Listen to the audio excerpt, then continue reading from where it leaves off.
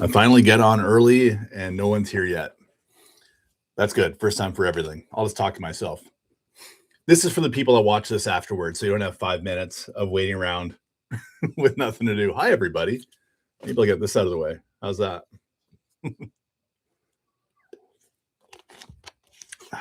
Wanted to jump on early anyway because it seems like every time I do one of these live streams, I don't do them often enough to have like a routine.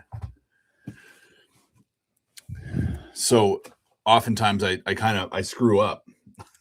I screw up when I'm trying to do these, trying to get everything set up and get everything rocking and rolling.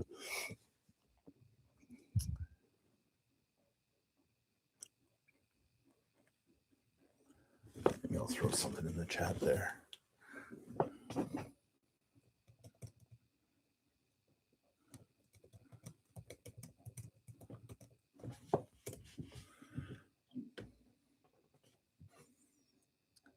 Four people on and five likes so far. That's good. If you guys, if you want to throw some comments in the comment section there, go right ahead. If not, thanks for being here today. Welcome. My apologies for not having some Saturday morning cartoons for you guys. The week just kind of got away from me a little bit. One of those weeks again where something can go wrong. It decided to go wrong. Lots of issues with camera gear and batteries, and oh my god. I was trying to film a review for a 16 scale mini basher, and it took me a couple days. It took me a couple days of filming, and I'm still not done. Like, it just issue after issue. So just wasn't able to get anything going for today. From Austria. Hello, Austria. Right on. Welcome.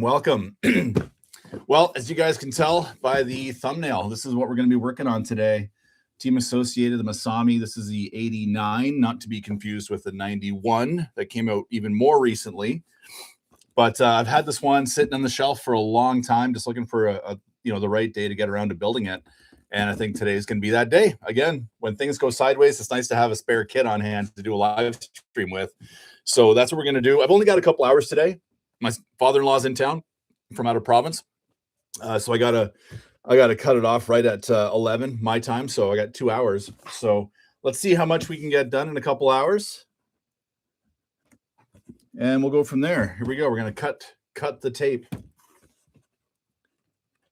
To me, a history video was great. Thank you very much. Thank you.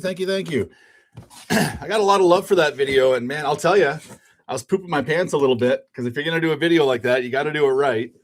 And I'm no cinematographer. I'm a self-taught YouTuber with too many RC cars. So I didn't know what to expect. And honestly, I think it turned out really, I'm proud of that video. I'm proud of that product. You know, that video is, what is it like? How long is that video? 8 minutes or something? 9 minutes? And that was 2 days of work to put that together. Probably about 18 hours or so of just finding footage, rewriting the script. Because I did the voiceover. So I actually scripted that one. Normally I don't script anything. I just fly by the seat of my pants. Sometimes I write down notes, but that's it. Never script. So, but that one I scripted in the whole 9 yards. So it was a big deal. Let's distract Phil. Look, something shiny. It's not hard. Look at this, gang. Masami. I love the pink and white wheels. Pink wheels for the back, white wheels for the front. Let's give it a sniff. I haven't even had breakfast yet, guys. I slept in today. Like I said, this father-in-law's in town visiting, so we stayed up a little late last night. I got up at 8 o'clock today, which I never do. I'm like, I got to scream in an hour. Oof. I'm running off coffee and tire sniffs right now. Not too crazy. I think the plastic bag smells more than the tire. Kind of a very non-fragrant tire, actually. That's surprising. What the heck are they doing over there? Team Associated. But check these out. I don't know if you guys are familiar with these or not, but this is the style of wheel hub they use on this. Check that out. It's a machined aluminum square with like beveled edges. Just like the Yokomo YZ10 I built recently.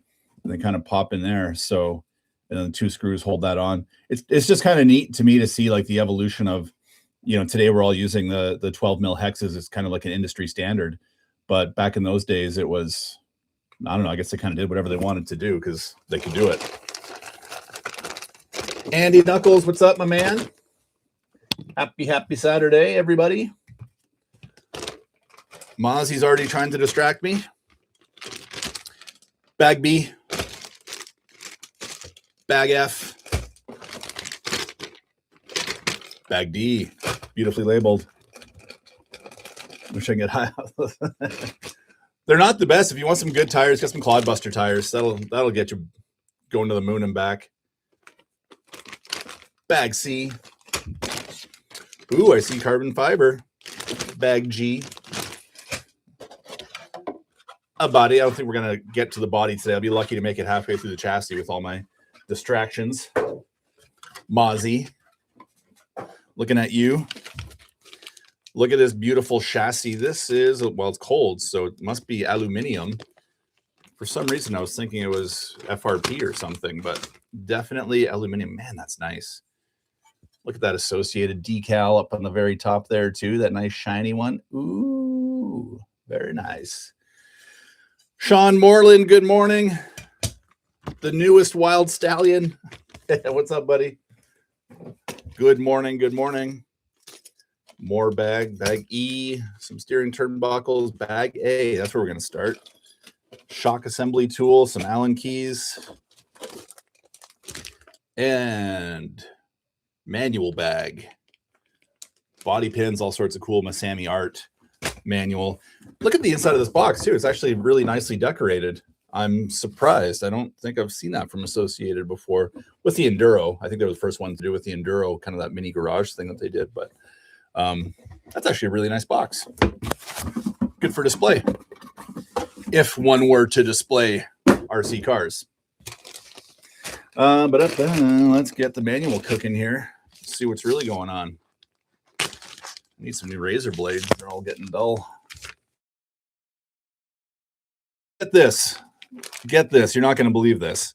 And raise your hand if this has happened to you. When you're building an RC car, regardless of brand, raise your hand. Let me know if you've ever been at the point where you're like, okay, the screw is missing, or like they forgot to include this set of screws or whatever, or this specific plastic piece. Raise your hand if that's ever happened to you. I hope I'm not alone on this. So that happened to me recently. I was building the Kyosho Hanging On Racer. And I've had this box sitting here for a very long time. I started building it before Christmas, and I made it to the point where you need a steering servo. And it turns out Kyosho makes a proprietary steering servo for it. It's not a mini servo. It's not a full-size servo. It's like in the middle somewhere. So I had to buy that. Fine, no big deal. It's overpriced. It's actually pretty quick, but it's overpriced. It's like 40 Canadian dollars for like a cheap little, mini plastic servo. Whatever. I did it. I bought it. I needed it. So yesterday, and that was my goal to get that video ready for today. And I'm going and I hit to the point where I need bag B, parts bag B, and I don't have it. And I double, triple, quadruple checked. It goes up to bag 5, and I opened up, or bag number 2 is what I needed. And so I went through all the other bags thinking maybe bag 2 was in bag 4, bag 5, because they were bigger bags. It was not. So for the first time in a million builds, and of all things, of course, it happened to be a Kyosho, I was missing an entire screw bag. And I thought maybe I could wing it and get through it just by using the spare screws and stuff that I have on hand. And I made it like half a step. And then I needed very specific, special screws, and had to stop. So I had to email Kyosho and be like, hey guys, what's up? Has that ever happened to you? Hand raised. There we go. Every kid I build.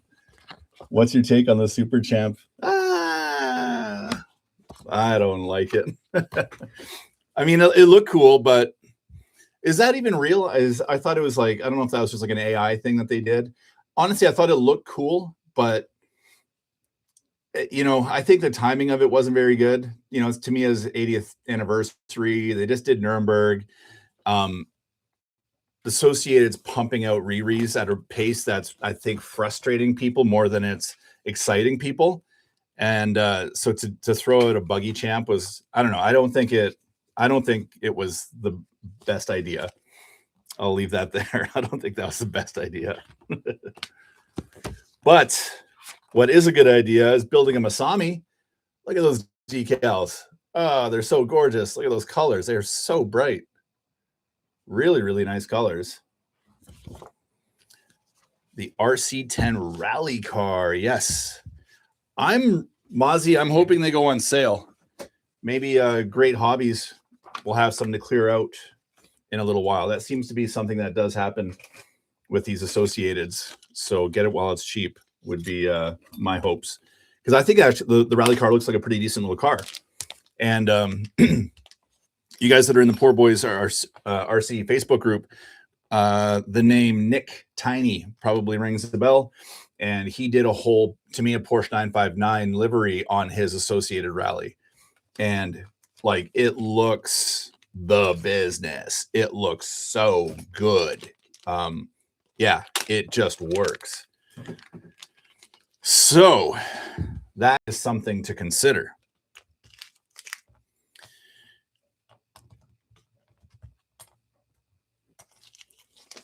It was a beauty. Yeah, buddy. What are you guys working on this weekend? Who's working on what? Let's light up those comments a little bit. Let's get a vibe going in here. I've got some big old nuts here. I got some big old screws.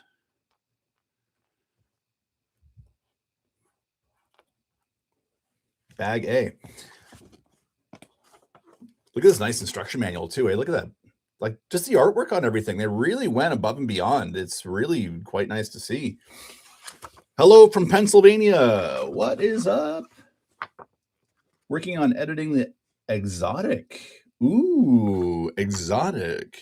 What kind of content are you putting together, buddy? JK, I know the content. Fun cars. I know you watched my video. You made a comment on it, but let me know if your pinion gear slides down like mine did. That was a bit of an unexpected thing. So today, guys, we're going to start building this Masami 91 RC10. And I'm just going to kind of chat along with you guys, let you know what I'm doing, where I'm at, get distracted every time I see something shiny. You know how it goes. Fun little cars. Yeah, they're surprisingly fast too, eh? Like they're super quick. I was shocked at how fast they were. Okay, we are putting together a steering bell crank by the looks of things. Step 1, get your steering on. I can do that, I think.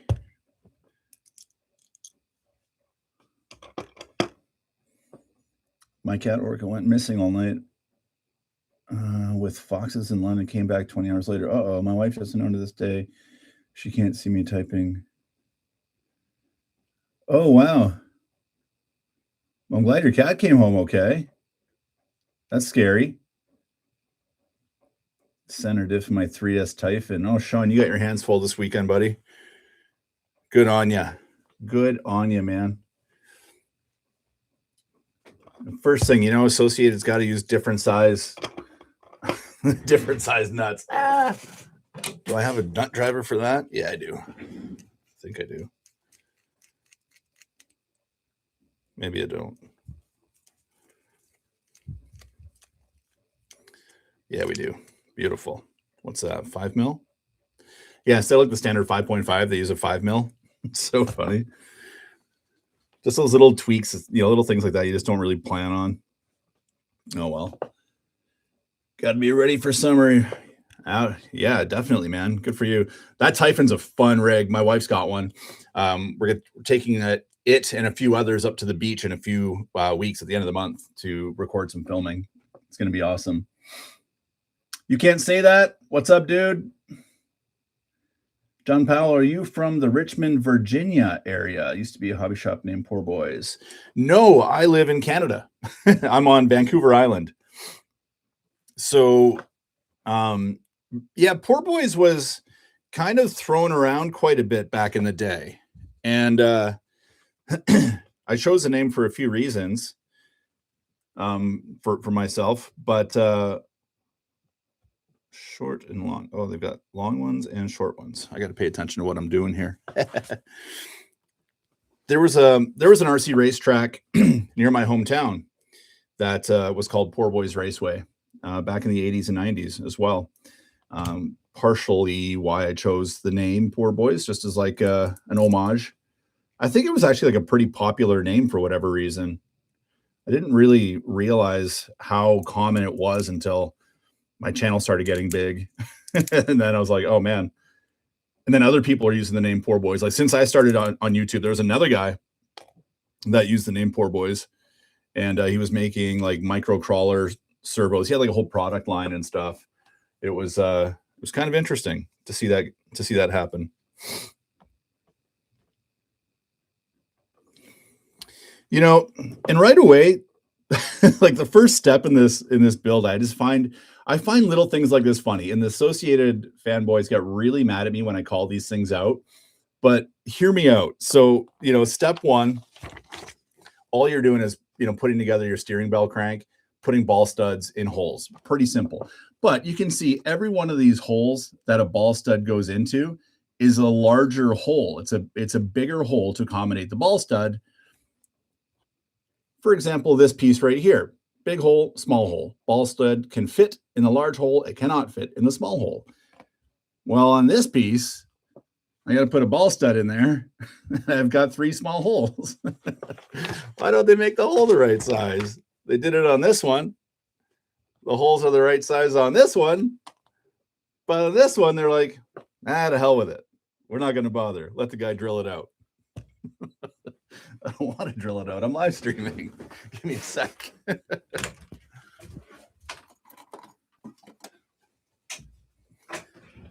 First world problems, I know, but you know what grinds my gears? That's what grinds my gears. So, I mean, it's not a big deal, right? Take a body reamer, you know, a drill if you got a drill handy. I don't want to be drilling on a live stream. I just ream it out. But like, it's not the end of the world. It's just one of those funny things about Associated builds. Like we get so spoiled building Tamiyas and Kyoshos, even if they're missing the screws sometimes. You know, we really do get spoiled. I think they've created such a high standard. Tamiya has.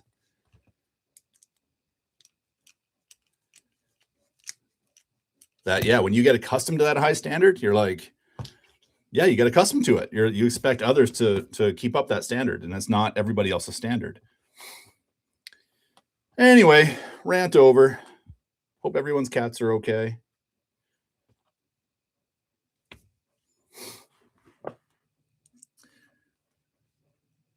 Probably 30 years ago. Yeah, that sounds about right. Waiting on the mall to deliver the body order from TAMT. Planning on trimming this afternoon. Very nice. What was the bag missing again, Phil? We'll have a look at mine. I was building the hanging on racer, and I was missing bag number 2. That's like the screw bag number 2. It goes up to bag 5. Bag 4 and 5 are really big bags. So like I opened up all of them. And I'm like, I just don't have this bag. Like, am I losing my mind? I had my wife in here and she's going through everything. And she's like, no, you don't have it. So it was just kind of a weird thing to do, to have to, yeah, who would have expected that? First time. I've built hundreds of RC cars in my day. Never experienced that, especially from Kyosho. I expect it from some other brands, but Max Paul, what's up? Good morning. Good morning. Get to work. Some of us are working, Russ. Hey-o, Power Ignition, 6S, what's up? Sean, what's up? Joe's here. What's up, Joe? All the whole gang's rolling in. What's up, everybody? Good morning. Good morning, people. If you guys are here, if you don't mind hitting that thumbs up, I know I should just call it a like button, but I prefer saying thumbs up for some reason. If you don't mind smashing that, that'd be great. Paul Coughlin is here, everybody. Proud owner of a new Kyosho Axe 2.0. It sounds like teeny bopper body spray. My first new kit was the RC10T when it came out. It seems like a lifetime ago. Yeah, man. It is a lifetime ago. And you know what? I got the RC10T as well. I went from Midnight Pumpkin in 88 to RC10T in like 92. And what a difference. Holy cow. My little brother still has it, actually. Trim the right side bulkhead as shown below. See, and there's another thing that just scares the bejeebers out of me sometimes. But again, like step number 1, trim the bulkhead. Look how much you trim off. That's a lot to trim off. I mean, I'm down a little trim here in there, but what's really going on? That's a big chunk of. Okay, we're gonna trim it off. Here goes nothing. We're trimming.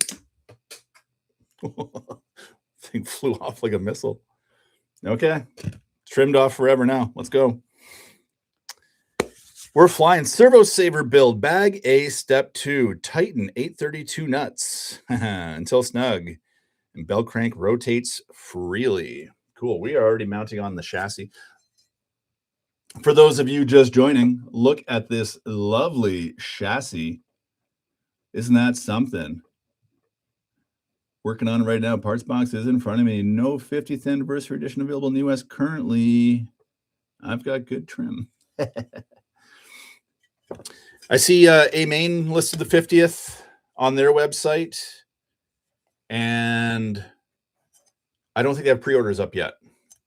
And one other thing I'm going to mention to you guys, especially in the States, because the Schumacher Cat 2000, that re is coming out really soon, like now-ish. And I was talking to a few guys stateside yesterday that said A-Main had it for like, I want to say it was, what, like $489 or something US. And in Canada, I was talking to a guy with a hobby store in Kelowna, and he said he was going to be selling them for about I want to say like $575 or something, $590 maybe Canadian. So if you're US, it might actually be cheaper to buy from Canada for the first time ever, because, you know, like 600 Canadian dollars is like, yeah, I don't know, what's that, like 420 US. It might be actually a lot cheaper to buy from Canada. Might be. I'll give you more info as I figure it out. Low went from skateboards to RC. Yeah, crazy, eh? Isn't that nuts? Like just how time flies and these companies change doing what they're doing. It's so neat. All right, let's get these guys mounted up to this guy. We got some thin nuts. We got some lock nuts. Things are getting nutty, boys. It's getting nutty in here. What did I screw up last time? Oh, the last live stream we built the DT04. Every live stream when I build, I make a mistake, and I like to kind of let you guys know what my mistake is. What my mistake is the next live stream. So the DT04, we built that last time, and it's got that like kind of hinged kind of roll cage lid thing. And you guys know what I'm talking about, right? And there's a big plastic pin that acts as like the hinge retainer, I guess you'd say. And while I was just gabbing away live streaming, I threw that part away. It doesn't really look like a part that you would use. Like it looks very like unfinished. And I guess I just figured it was a spare part on a parts tree, and I threw it out. So then I raffled that car off, and I was like, oh no, I threw that part away. So I had to take it out of my own DT04 so the winner had a fully functional car. What are you going to do? Love that 132 scale RC video I did with the missus, because I played Tamiya mini 4-wheel drives in Singapore. That reminded me of them. Oh, cool. That's what those cars are kind of built after. Like when they asked me to do the review, I'm like, what are these? Like, it's kind of like the little Tamiya mini racer, but it's got proportional steering and throttle with reverse. Like, what is this? So I guess it's really popular in Japan, and they're trying to build this kind of hybrid thing, which I think they're doing a great job with. Those are fun cars. Masami in the building. Yes, he is. He's right here. Look at that. World champion. Oh, this way. Yeah, there he is. My man, 1989. Big, long front shocks. I love the look of those gigantic front shocks that he put on this thing. What was Masami doing? Guy's an animal. You go on there.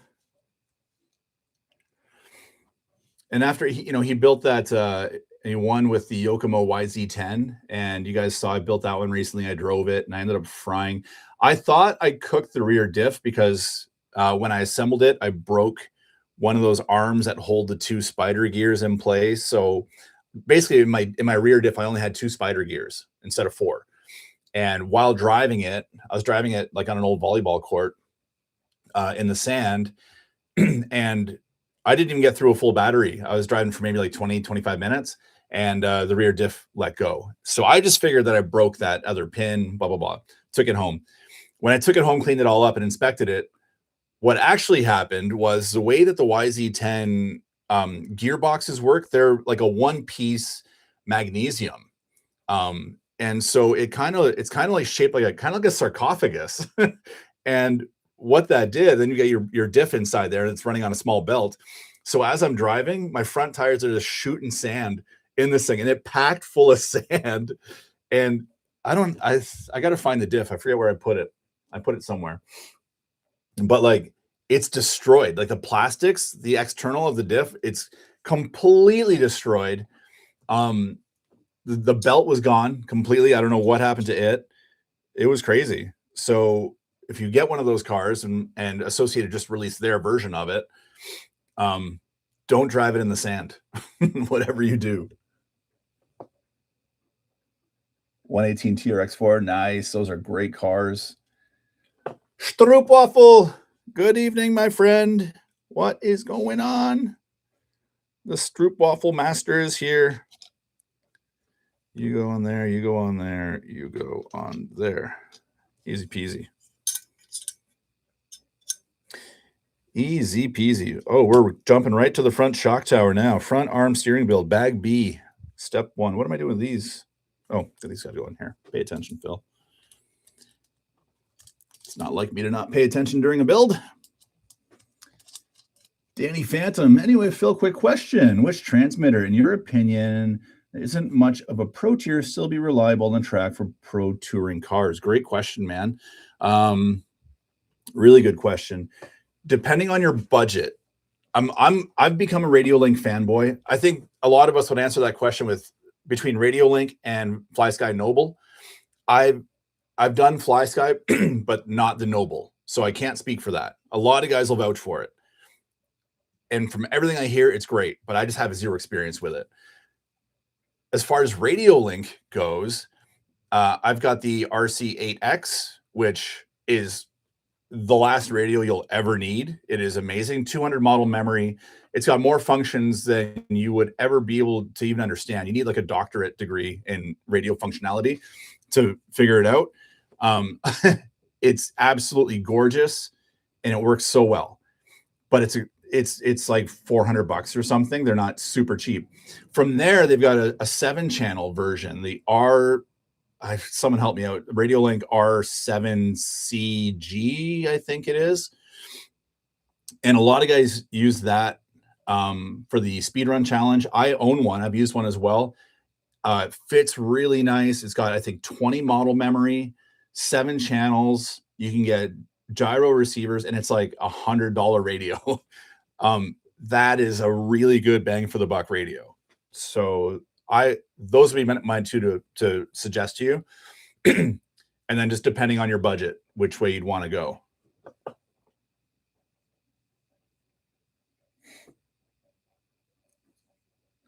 Had a Yokomo YZ10 back in the day. Love it when you see it. It'd be interesting to see.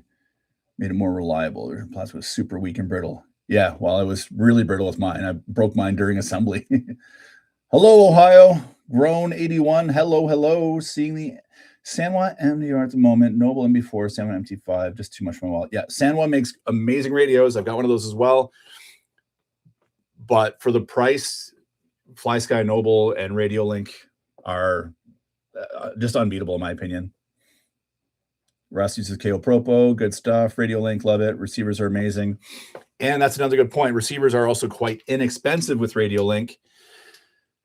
like an 8-channel receiver on AliExpress is like what, 25 Canadian dollars. Like, it's just nuts. The pricing is incroyable.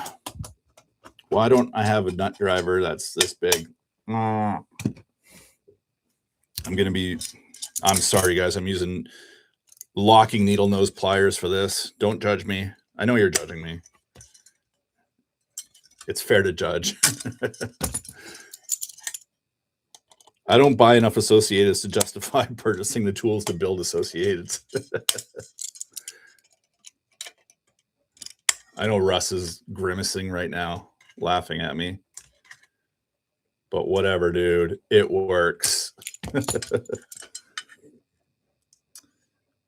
Purple receivers are amazing. Thoughts on Jalen Concept's new monster truck? Oh my god, dude, that thing looks so cool. I noticed afterwards that it's got leaf springs. It's like I don't know how I didn't notice the first time I looked at it. So I'm curious to see how it'll work, because like that whole chassis, that whole everything looks absolutely incredible. Then it's like, well, it's got leaf springs though. Why does it have leaf springs? That's kind of a weird choice. I wonder if you could maybe get rid of the leaf springs and just put like, you know, a standard coilover on there, because it's got the 2 shocks on there with, which look like they're probably just like dampers. You know, there's no external spring on it, so you get the springing action from the leaf springs. But I mean, first impressions looking at it, like it looked really impressive. That chassis looks really cool. I would think it's going to come in at a pretty hefty price point.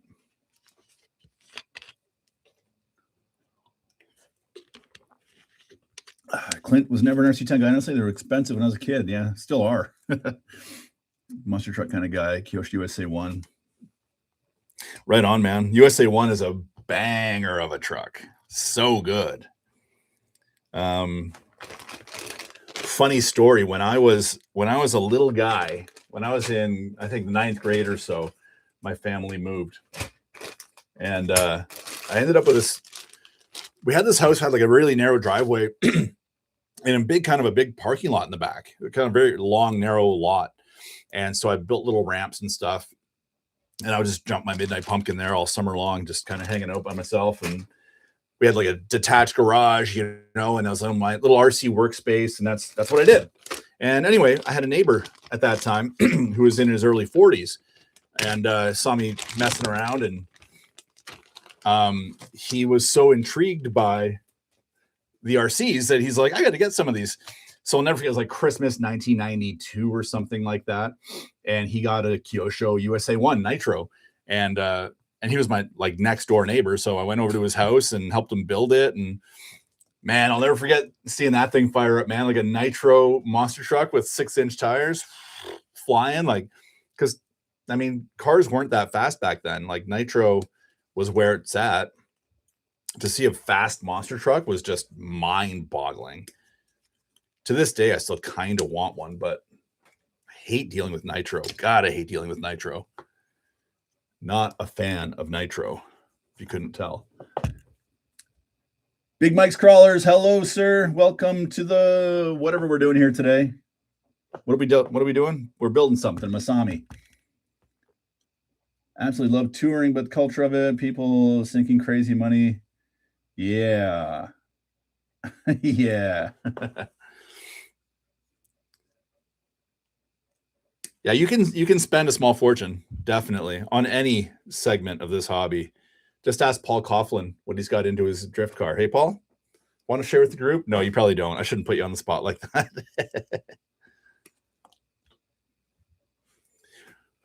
Russ, quit lying. Nitro tuning is not easy.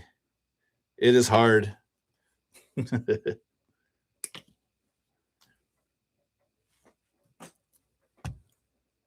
When I was in my racing days, let's say this is like, you know, 2010 to 2015, I was racing quite a lot, and with some friends.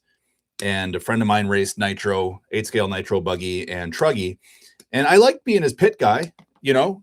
But I'll tell you, like, we would hand the cars, the engines, over to the guys in our group that knew how to tune them and get them running right.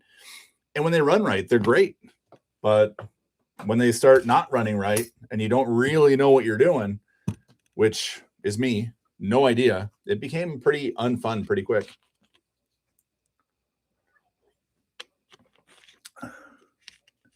It's bad. Spent more for front control arms than I did the whole RTR. What? How's that possible, dude? How can control arms cost that much money? That is insane. Insane.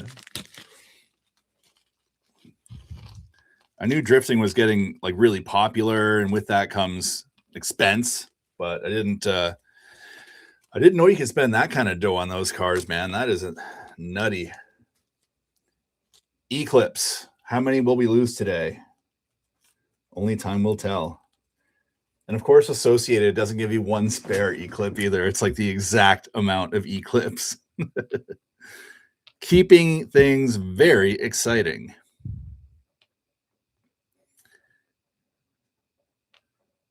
Dun, dun, dun.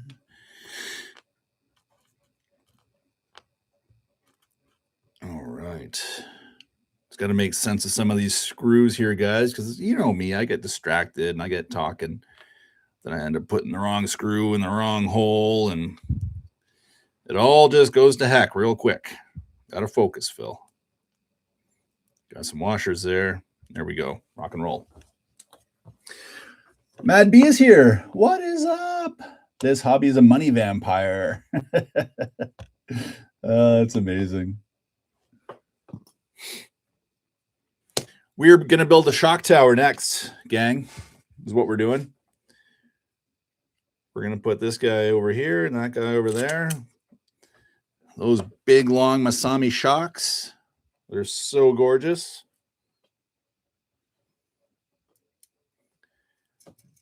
Still want to get my hands on the Kinwald. Just, man, that Kinwald, the price tag, 600 and, what are they, 670 or something Canadian? Crikey, dude, that's crazy. Just get a Fan RC chassis instead, save a few bucks.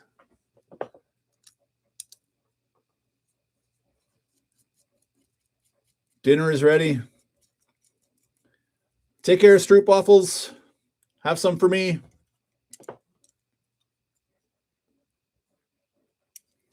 Tony, what's up, my man? Oh, Craig's here too. Look at that. The whole gang. The whole gang is here, gang. How about that? Welcome aboard, gang. What am I doing here? 440, 3/8. Got it. Oh, maybe I don't. You go in there. Got it. Right? Nope. Figure it out, Phil. Ball stud first.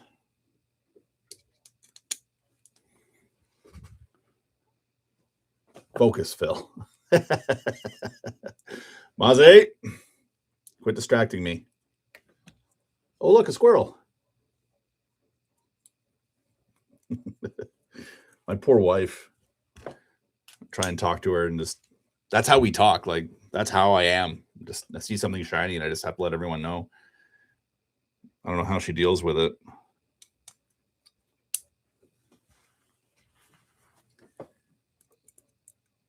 What you building, Phil? It is not a Tamiya. Can you guess by this? Can you guess by that right there? Pretty distinctive front shock tower.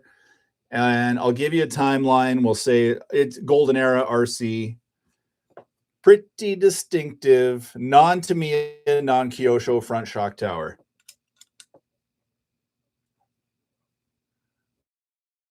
T10 related. There we go. The Dirt Master out for delivery now. Right on, man. Dirt Master's a great ride. We're building the Masami 89. Look at those front shocks. Oh my God, they're gorgeous. So much shock. Shocking amount of shock. Fun with words. Let's do this. Where do you go? Figure it out. You go in there. Got it. Yeah, Masami, and I really want to get a Really want to get a Kinwald, but it's tough. There's only so many RC tokens a guy can spend. And between the Kinwald and the Cat 2000 coming out, and looks like we're not using metric hardware here this time, which I don't know what Associated wants from me. Sometimes we're metric, sometimes we're not. Give me a sec. I got to get my Imperial drivers. They're under here somewhere.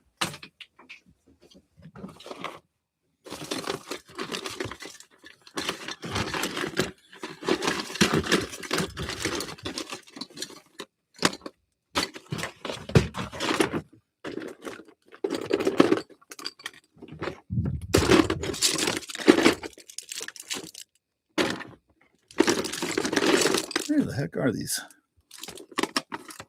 1, 2, 3.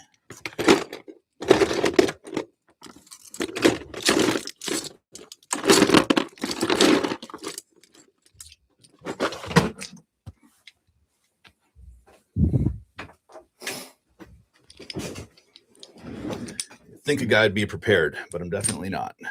Do I have the one correct size driver that I need? Of course I don't. Why would I? Why would I have the correct size? Where are you? Come on, Phil, figure it out.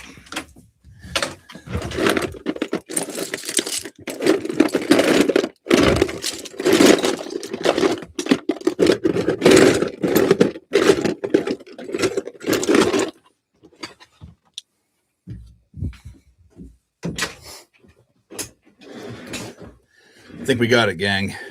Oh, yeah, there we go.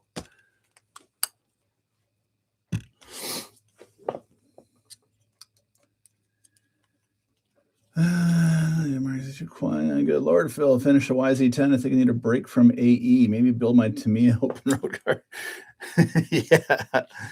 Yeah, just not quite the same, are they? A bit of a different experience. Wholly responsible. Well, listen, like Craig, like, you know, I thought Associated switched to metric. Maybe they went Imperial because this is like a vintage kit. I don't know. All I know is if you're going to build an Associated, have both Imperial and metric drivers, and whatever these things are called available. See you, Mozzie. The Quirk Hopper. Who's putting in their pre-orders? I'm going to get one. I love that chassis. That is an awesome chassis, and I'm not going to lie. The Quirk Hopper is kind of warming up to me. Warming up to me or warming up on me? How's that expression go? I'm warming up to it. There's some warmth involved, and that's what's important.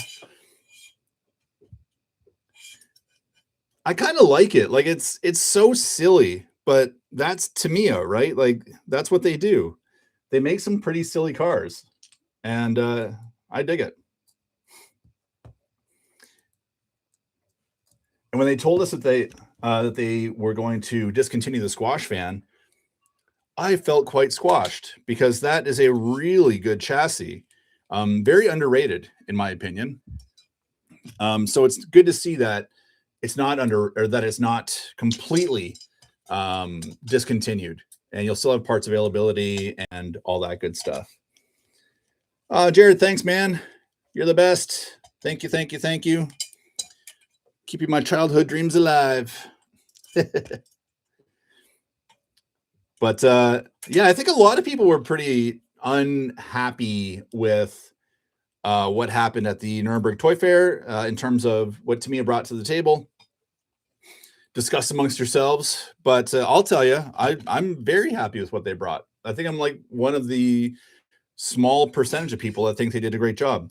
The Porsche 934 50th anniversary, I don't think anyone was expecting it. I don't think anyone really seems to want it.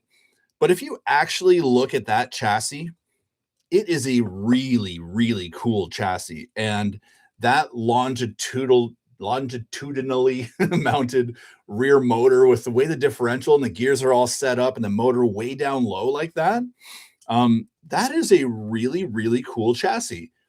And imagine what it would be like to drive something like that. I think it would you know, it's going to be expensive. It's going to be a collector's item. People aren't going to want to drive it, but part of me really wants to get it out and drive it and see what that whole experience would be like. I think it's going to handle like it's on rails.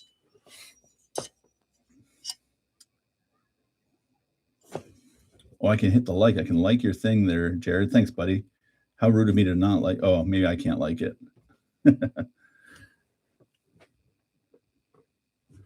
Be first in line. Love my squash fan. Yes, I'm excited for the cork hopper. I'll be using a WT01 arms to make it wider. Good call. Very good call. They are definitely tippy. Keep on working to me.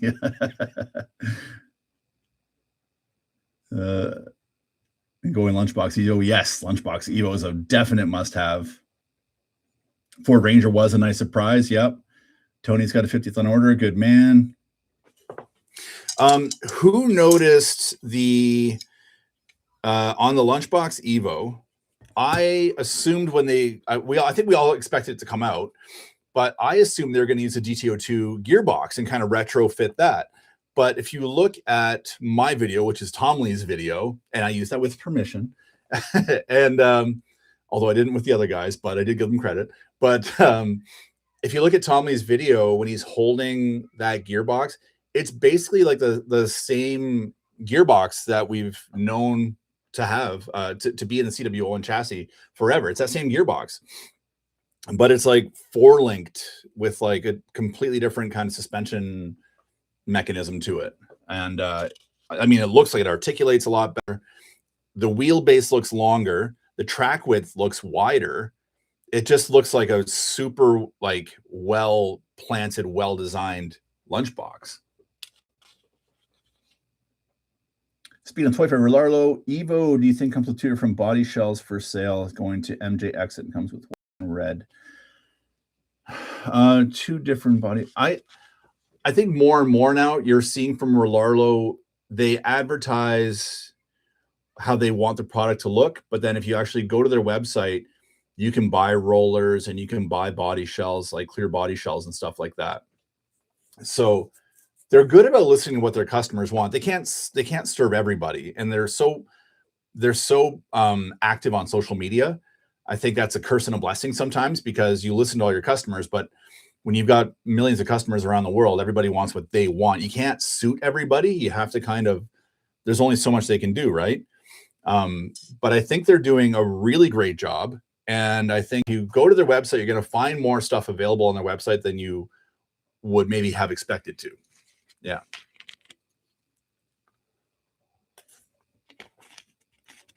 Yeah, that rear design does look very, very cool. How about the front design on this? Look at the angle of those shocks and the size of that shock tower. It's like a radio antennae, man. That is absolutely bananas.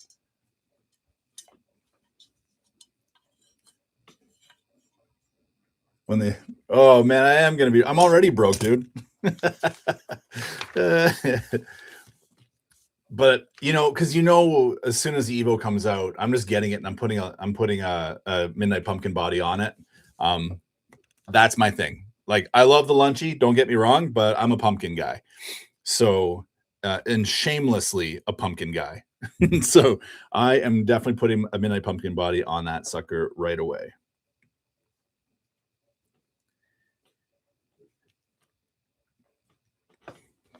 And some of the funny things in these manuals, I'll tell you, look at that. Thread lock.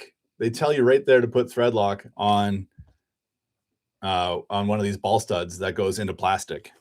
And we all know, don't do that. We all know not to do that. Why do they tell you to do that?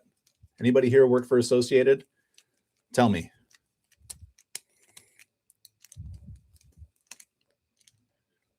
And you can't get your driver on there. Oh man. Yeah. Definitely not a Tamiya. I think what they mean is just for the other end, because there's a nut to put on the other side. I guess that's what they're looking for. But I don't know. I'm not going to do it. I'm scared.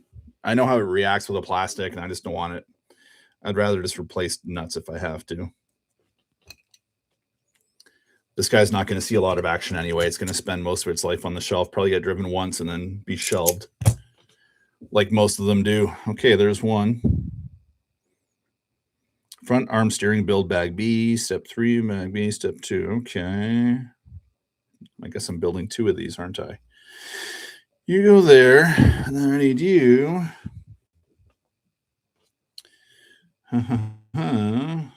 Bag B, where are those? Oh, they're in here.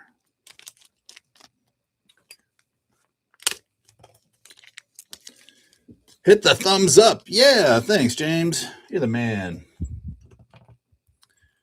Who's the man? You're the man. And then you're going to go through there. No. What am I doing? Totally different part. This part. Okay, and that goes like that. And that'll go in there.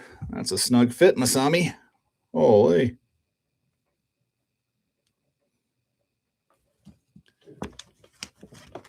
Holy cannoli. Kind of makes you beg for some Tamiya slop.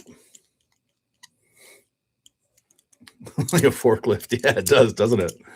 It's crazy, man. Like, that's one of the aesthetics about this chassis that just really draw me to it is that front shock tower. I love the way that looks. Is that centered? I think we got it. You go in there, you couple washers.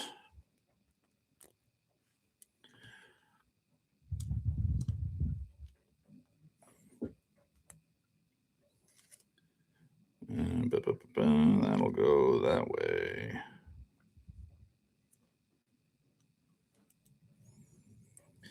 Right arm. We're killing it here, guys. Just killing it. Had some good weather here this week, and I hope to get some cars out running. And then yesterday I was out. A couple days ago, my back was acting up really bad, and I was just like a mess. I didn't move. I was a blob on the couch.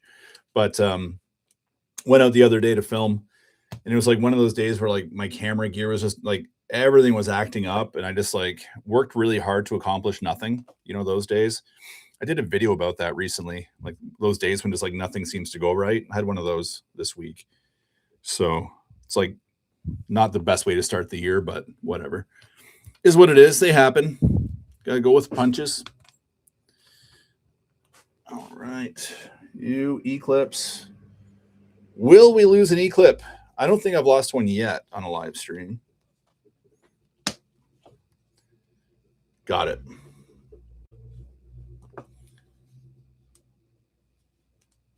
Always wear eye protection. Now I got to get it through here, and that's not going to want to go. Come on, Betty, work with me. There we go.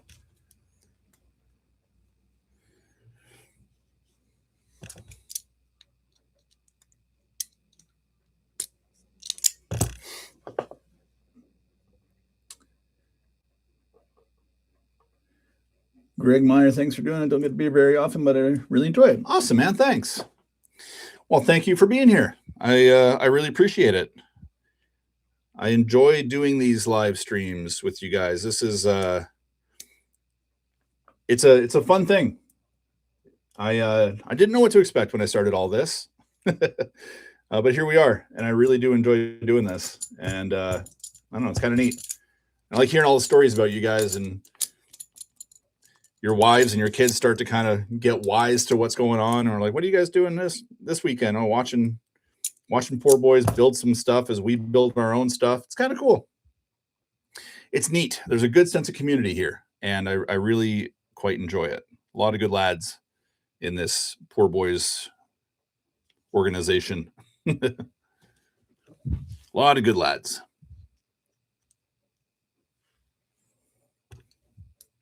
So thank you all for being here. Appreciate you all.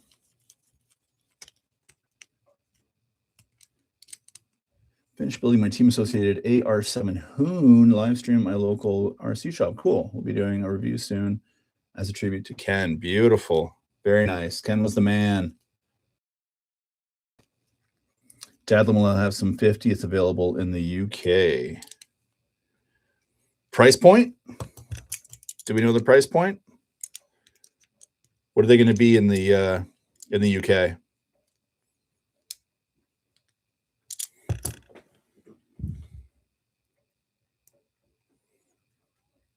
375. Yeah.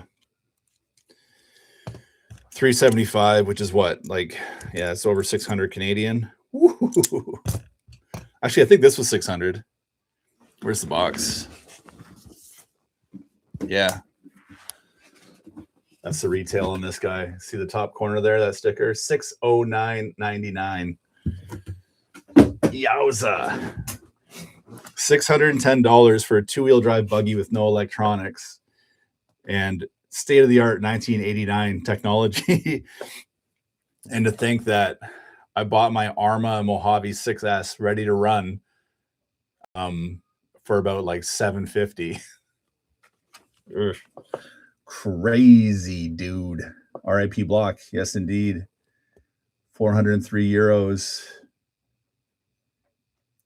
Attended by Tamako. Don't open the reservations. The chassis protector was mint. Minty. Okay, you go on that side. What am I doing? I need you and I need you. Yeah, that Porsche is going to be nice. I already pre-ordered one. Well, not really pre-order. I just asked my local hobby shop to get me one. So I don't like doing pre-orders. I did a couple of them, and I don't know, something about, I don't know, kind of like, I don't know, it feels like it almost like loses its magic. I guess I'm almost 50, and like most of you guys, I think I kind of miss that feeling of walking into a store and, you know, the excitement of seeing that item that you want, seeing it on the wall, taking it off the wall, off the shelf, purchasing it, touching it, you know, the tangibility of everything. Like, I really do miss that. And I find, I mean, we live in an online world today, and that's all good. But I find that with pre-orders, like, I don't know, I just feel like it's another step away from, like, when I order something online now, it's almost like that's the new feeling of walking into a store and buying it. But now when I pre-order it and then wait for it to come in, I don't know, something about it just feels less fulfilling, I guess would be the right word. Maybe it is, maybe it isn't. But something about it doesn't feel the same. So I stopped doing it.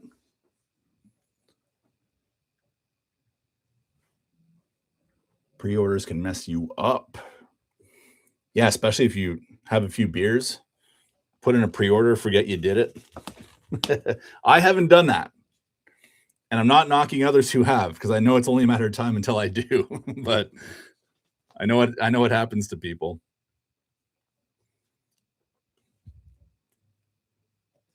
I end up doing the full eBay purchase. A couple pints. It's like, yeah, I totally need that, whatever this nonsense item is. And then buy it. Then it shows up a couple weeks later. I'm like, what the hell? Oh, yeah. I remember ordering that. 959, paid a whopping $220 USD. That is a small fortune. $220 USD back then. That's like the equivalent of like what, $600 today. That's a lot of cake. That's a lot of cake, homie. Come on, you. Yeah, that's a lot of dough. I remember saving up, man. I had a paper route. God, I hated that paper route because I lived in this hilly area. And the way that I had to do my route, I did both sides of one hill and then only one side of the other hill. So it was like really steep, delivered all the houses down and up, and then down the other hill. But then the houses coming back up. That was like a different route, I guess. So I remember like being a, 12 or whatever I was, 12, 13 years old, delivering papers out there. And I was like, even then, my kind of business mind was like, this is so inefficient. I should be delivering to the other side of the street as well and maximizing my efficiency and blah, blah, blah. Anyway, did that to buy my pumpkin. Dad helped me out a little bit for that first one. Those were the days.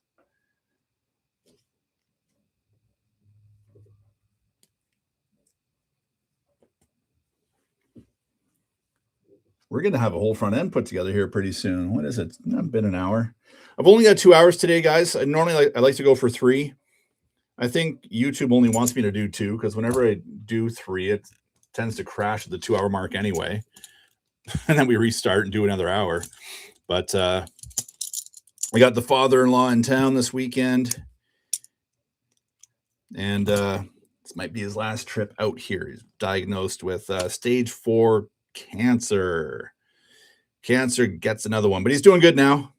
Came from Alberta, which is a province next door to us. So he felt good enough to travel. So he is here, and yeah, we're spending a little time with him. Show him around a little bit. Oh my gosh. Come on, E-Clip, focus. I'm going to get you. I'm 3 for 4 so far. Let's go 4 for 4. E-Clip, work with me. This one does not want to work with me. Come on now.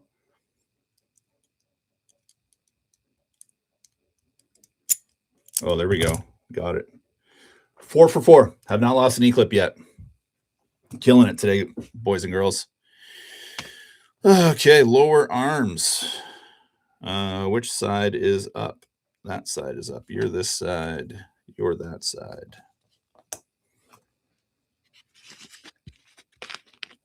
Enjoy a 10 scale chassis, a 10 scale body. That's from a guy in the UK. Oh, cool. Trying to figure out how to get it mounted to the body. You going to use body pins, or you going to go clipless, or what's your plan? Magnets, maybe?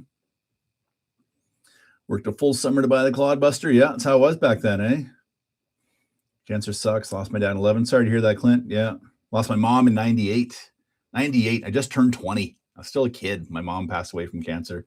What a shyster disease. Doing well, spending time with Papa Poor Boys. Yeah. Yeah. It was funny. You should have seen his reaction when he came up and saw the hobby room yesterday. It's my wife's father. And he knows what I do, but no one really knows until they walk in here, you know. And they walk in, and it was late too, so he turned on all the lights. His room just looks super cool in the dark, and his jaw just hit the ground. He's like, "Oh my god, this is cool! I didn't know you did all this." It was neat. It's always neat to see older people's reactions when, because like the world's changed so much, right? Like you look at a 60-year-old person, like look at Tom Cruise. Maybe that's a bad example because he's like Hollywood elite or whatever, but like there are like a lot of 60-year-old women out here on Vancouver Island that you look at them and like they're gorgeous. Like they age well. I think people are a little more conscientious with diet and alcohol consumption, things like that, and men too. You know, just healthy men in their 60s out here, versus like you looked at people like in the 80s, you know, in their 60s, and they looked like they were 150. You know, it's I don't know, it's just kind of neat. I guess technology is working for us, and knowing what to eat and what not to eat. But then you get the temptation of ultra processed foods and stuff like that, and all the terrible things that come along with that. Anyway, let's talk about RC cars, Phil. Trying to get these guys mounted up here. That was 2 more E-Clips, by the way, that I did successfully. Doing pretty good E-Clip wise. I haven't lost one yet, knock on wood.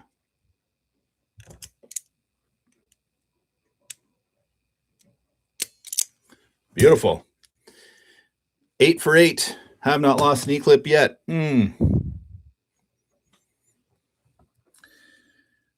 So everyone's waiting for an E-Clip to become a Jesus clip. Yeah, that's right. Gonna go with body posts. Good man. You can buy the universal body post sets, I believe. Get some of those flexible kind of nylon style ones, so they don't break. They're not super rigid. They don't break when you roll over. Find a way to jimmy them up to a shock tower or something. Speaking of jimmying up to the shock tower, we got our hinge pins. We got our front A-arms, and I think I'm going to go in this way so I can put the clip up at the front.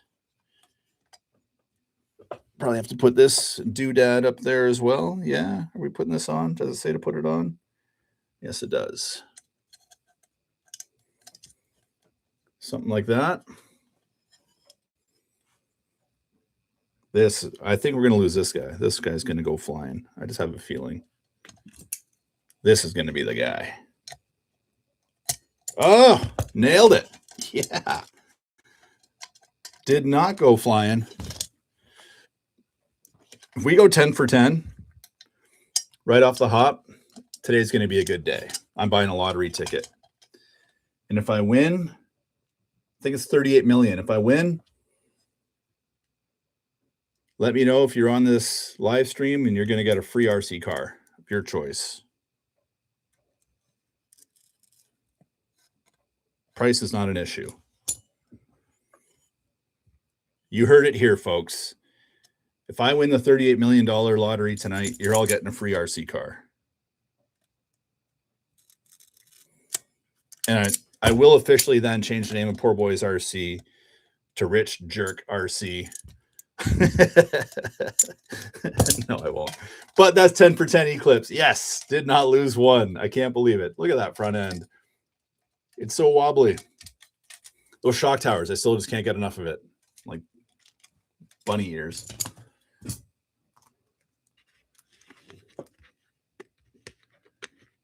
Shannon, what's up, my man? Sure, your father-in-law appreciate you. Yeah, he's a good lad. He's a Firebird guy too. I was a Firebird guy for many years. I just sold my Firebird last year, but I've had it my entire life, really. So kind of bonded over that. It's pretty cool. Tool for the Eclipse. I think I have one too, actually. I just never used it.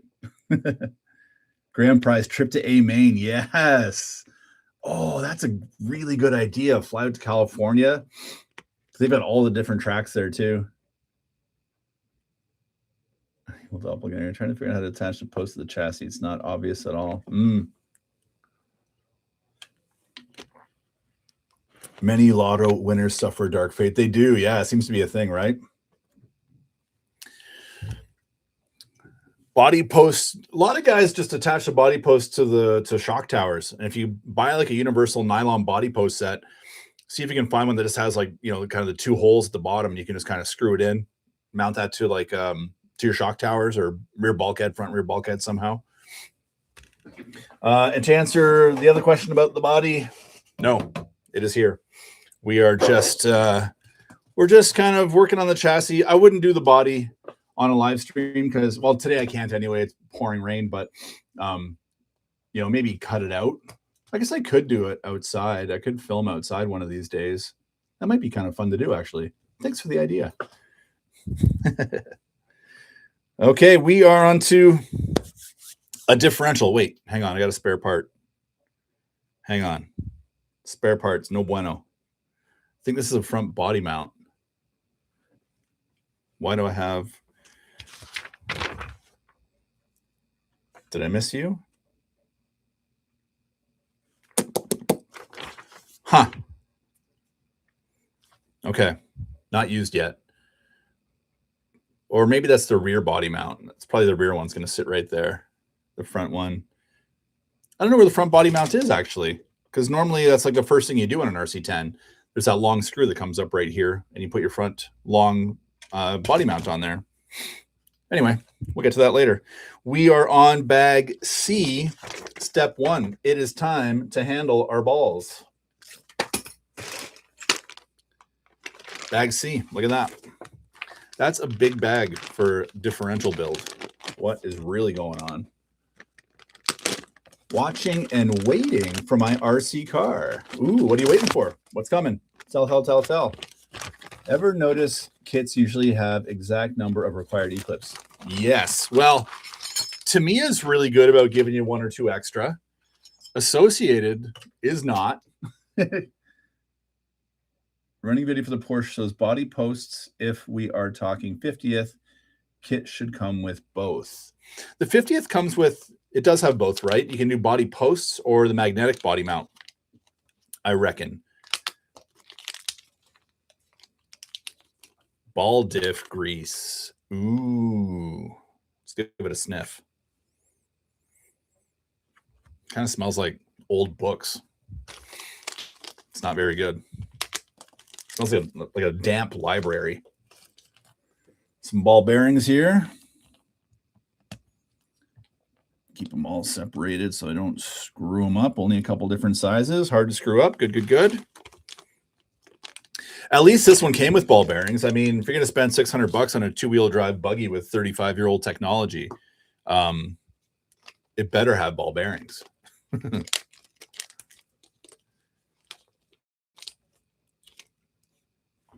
All right, pre-mounted gears and stuff. Okay, cool, cool, cool, cool, cool, cool, cool. What else is going on in here? How many balls? Are we visiting Chernobyl again?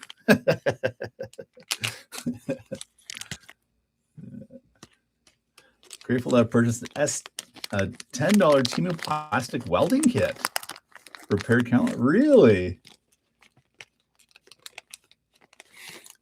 Temu's, it's so funny, eh? Like sometimes you buy something and it's like just absolute garbage, and then you buy some other stuff and it's like an absolute home run. It's such a funny store. I think I offended them because I did a few reviews for them, and I had a lot of viewers get really upset. I shouldn't say a lot of viewers get really upset. That's being dramatic, but I had a few people speak up saying that they don't like the fact that I'm supporting Temu, blah, blah, blah. And this was like 2 or 3 years ago when, maybe like 2 years ago, when there was like the scandal of them like selling people's credit card information or whatever, which like I think every online company does, but not justifying Temu. But anyway, they reached out to me recently asking me to do another review for them, and I told them no. And I did that for a few reasons, not just because that one person got upset, but I just wanted to step away from certain types of RC car reviews, and I just didn't want to review what they had. And yeah, they didn't take that very well. Got a little bit snooty with me. That's okay. What are you gonna do? All right, don't lose anything here, Phil. Slipper clutch goodies. We have a slipper clutch. That's good. Black grease. Wonder what that smells like. Let's find out. Ugh, it's leaking everywhere. Where's my gross towel? There it is. Black grease is leaking out. Oh, it smells like black grease.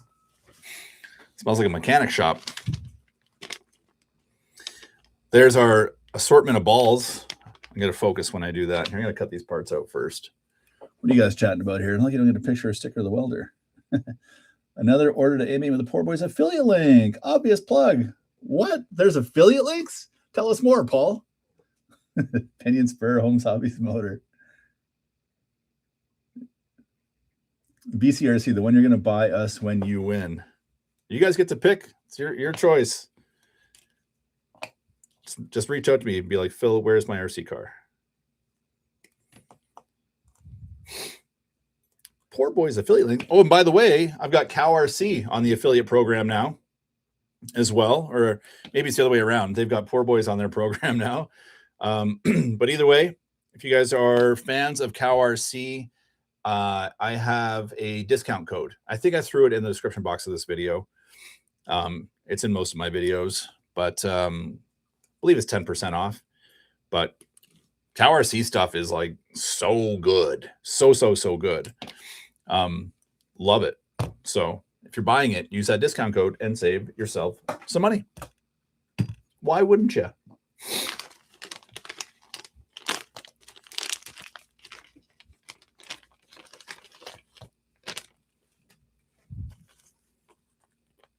Here we go. Here are our diff balls. I'm going to save that bag for the very end. Not going to open it just yet. Little thrust washer and a couple other washers. I'm going to keep that aside too, so I don't mix it up with other bits and bobs. And then here we have our spring and long screw for our diff. Ooh, and a plastic T-nut, but it's got an integrated... We've got a plastic T-nut for the diff, but it's got an integrated steel nut in there, so it's not going to strip out. which, in my opinion, is what killed the Tamiya DT. What is it? The Avante, the Super Avante that came out a few years ago. What chassis was that? TD4, right? I think that's what killed the TD4 because Tamiya cheaped out and put a plastic. This T-nut in the ball diffs was all plastic, and they stripped out during assembly, and it made for a miserable build experience for everybody, myself included. And I think it was part of the death of that chassis, which is really a very, very sad thing because that is a really cool car. Thrust and balls, yeah. Ricky, what's up, my man? Cow's not today. Good man. Yeah, they're in the UK now too, aren't they? I saw Craig has a bunch. Ricky, doing great, buddy. How are you? Big fan of CowRC. Impossible to get in Canada. Yeah, he will ship up here, but the tariffs are real. Depending where you live, I live on Vancouver Island, and I have access to a company called Sea-Wing. So if you live near the border, you may have access to a company that does the similar thing, where they ship the item to the U.S. to their U.S. warehouse, and the company will then import it into Canada. And then they have like an office usually at the airport. And that's what I do. And I go to the airport and I pick up my stuff there. And when I do that, you're acting as your own customs and duties broker. So you don't pay those customs and duties brokerage fees. You just pay the import tax, which saves a huge amount of money, especially, well, with any item, really. But if it's manufactured in the US, it's like you just get so nailed in Canada. So look into that. Maybe I don't know where you live, but if you live in a bordering city like so many of us do, then maybe you can take advantage of that. Alberta, whereabouts? How far south are you? Calgary, maybe farther south. Not happy at the moment. We're having the wettest winter in 30 years, making vids impossible. Oh, wow. We're having a very wet winter too. A lot of my reviews have been filmed outside in the rain. I'm just out there getting soaked because it is what it is. You're going to get wet now. Oh, well. It's actually really fun to do for crawler videos because you get some really cool shots, like with the water droplets on everything. And crawlers are so fun to Ricky, you don't really review crawlers, but if you do, it's nice because they move so slow. It's easy to record versus 50-mile-per-hour cars. It's a lot more challenging to record that. Okay, focus, Phil. We got to assemble some diffs, outdrives, front diff lube, FT, build tip, install the first washer, grove up. This spelling mistakes in here too. Geez, guys. And add grease 6588. Which one's that? Probably in the plastic bag that I threw away. Cool. Oh, black grease on there. Okay. On top of the ball, so the second washer grooves down. Gotcha. I can handle that. Where is my razor blade? Where'd you go? There you are. Yeah, we've had a really, really rainy winter here as well, buddy. Atmospheric rivers, they call it when you get a lot. And we have a lot of mountains out here, big old mountains.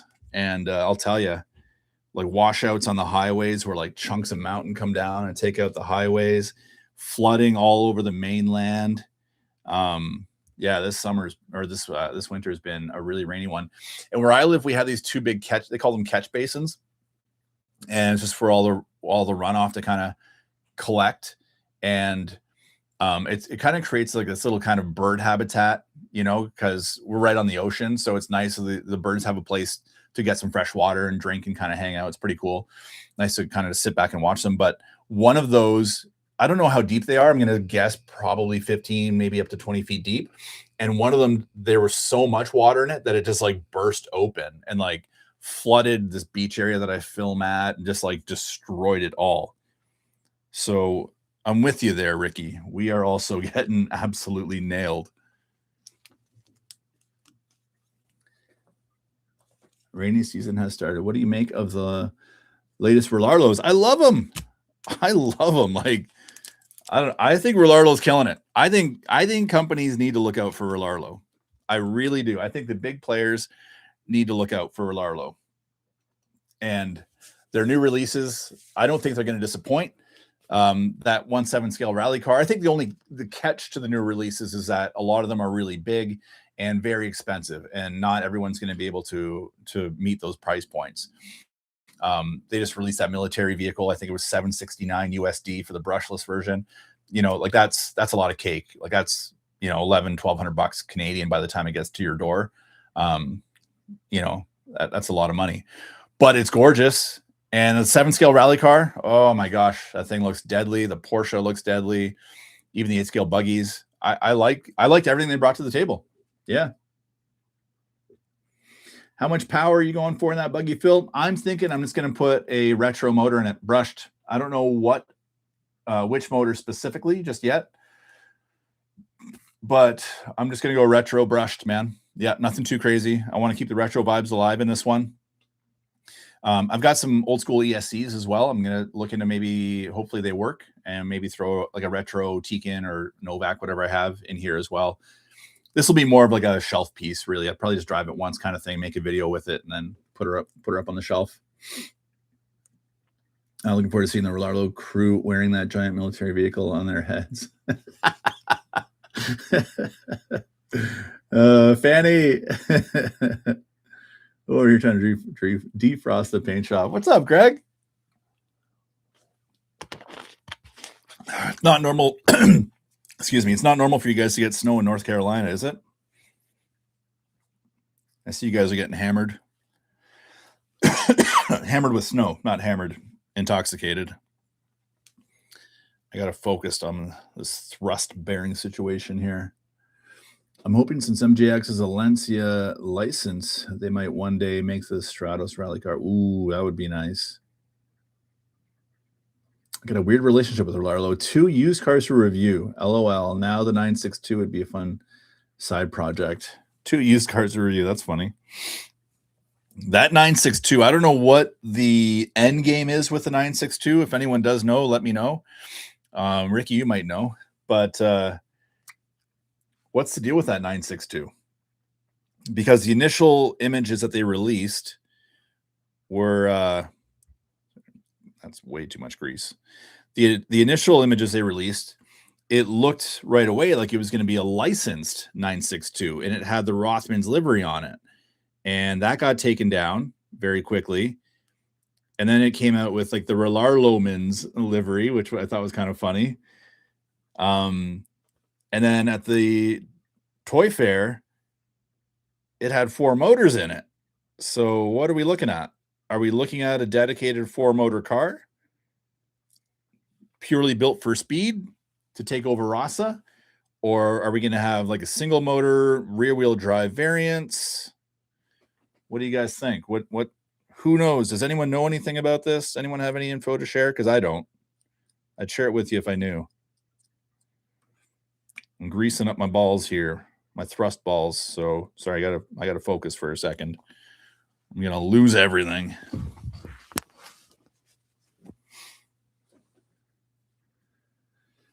Should be focusing on local part support first. Yeah, that's a big one. Before all the glitz and glam, almost certain they could get the licensing sorted. It's been an unusual winter here in sunny South.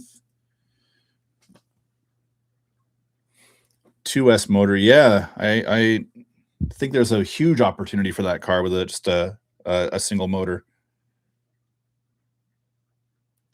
NYKRC 2S brushed. Yes, I am going to go 2S brushed with this little machine right here.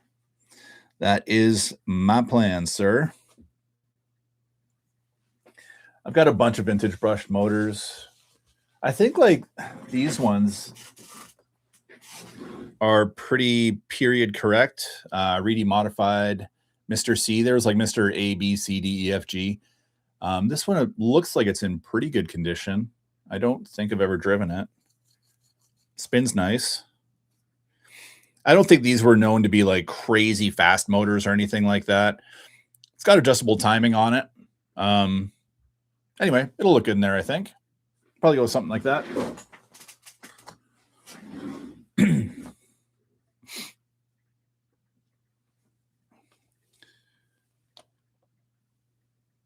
Okay, differential. Let's go. We need carbide diff balls, 330 seconds, diff lube. We're going with the white diff lube this time. Put this stuff away. Very stinky, very sticky and stinky.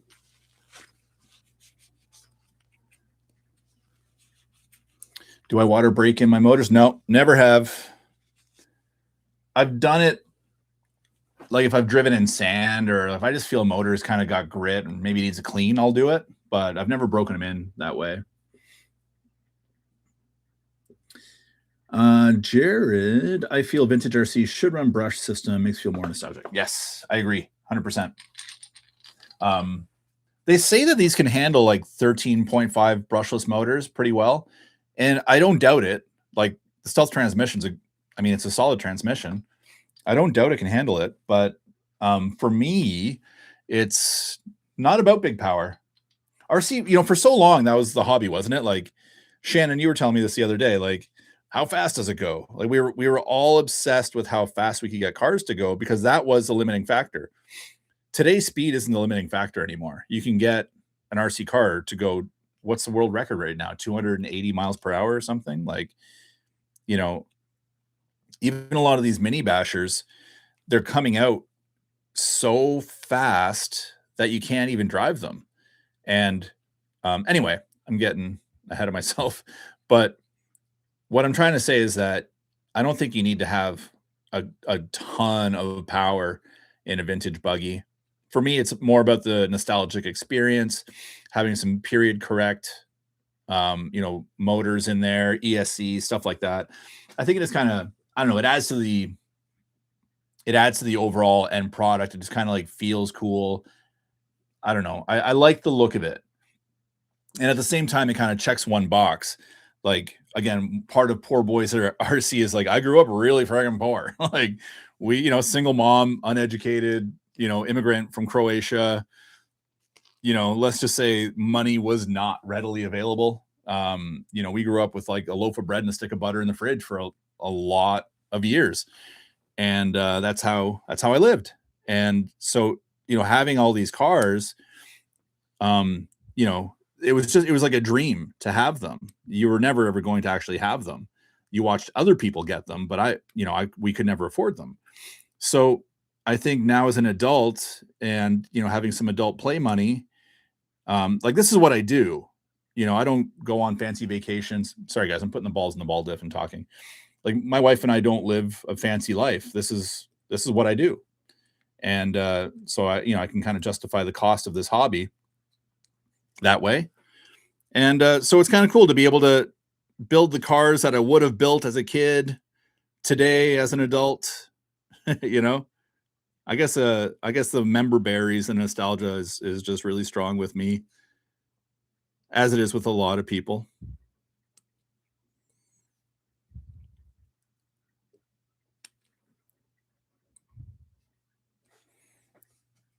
As I play with my balls so gently. There we go. Yeah.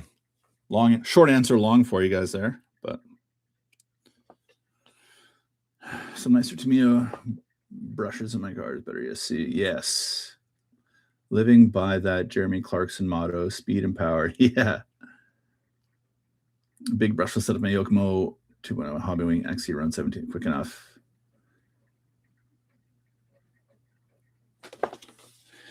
Yeah. Well, this ball diff went together pretty smooth. No issues so far. It's going to give it a good coat of grease on either side. I don't know if I'm overdoing it or not. Probably am, but whatever. That's what it's there for, right?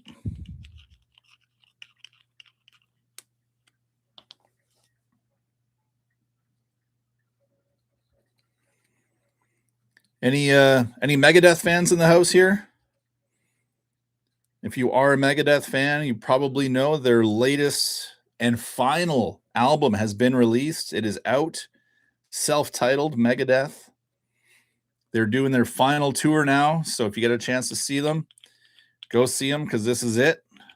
Wife and I get to go see them in a week. They're coming to town. Bought some tickets for that. So it'll be like the third or fourth time I've seen them and the last time we ever get to see them. One of my favorite bands.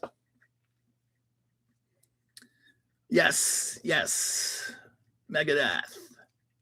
Love Megadeth.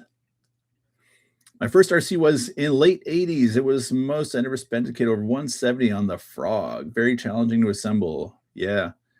Oh, yeah. The ORV gearbox, if you're not used to... it can be a little tricky, right? Anytime I put together an ORV gearbox, it's always a little tricky getting the bearings in the right place and the gears. It's kind of weird with the two plates. Bit of a wacky one. Okay, what am I doing? You got to go through here.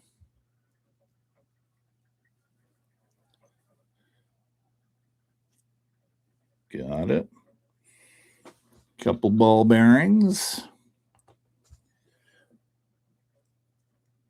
Yeah, Megadeth has been one of my favorite bands since I was a kid.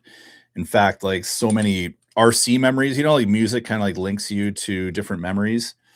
And I've just got so many memories of listening to Megadeth while wrenching on my Midnight Pumpkin in my bedroom and, as a kid. And anyway, love the band. Sad to hear they're done. This is it. But I get it. They're not young men anymore.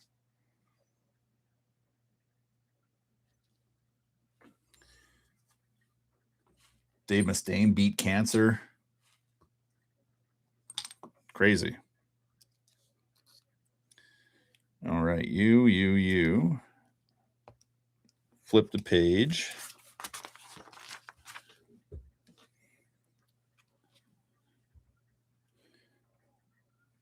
Diff spring, lock nut. Wish me luck. Hopefully I don't screw this up and strip something. Ball diffs just raise my blood pressure, man. I don't know why I find them stressful, but I do.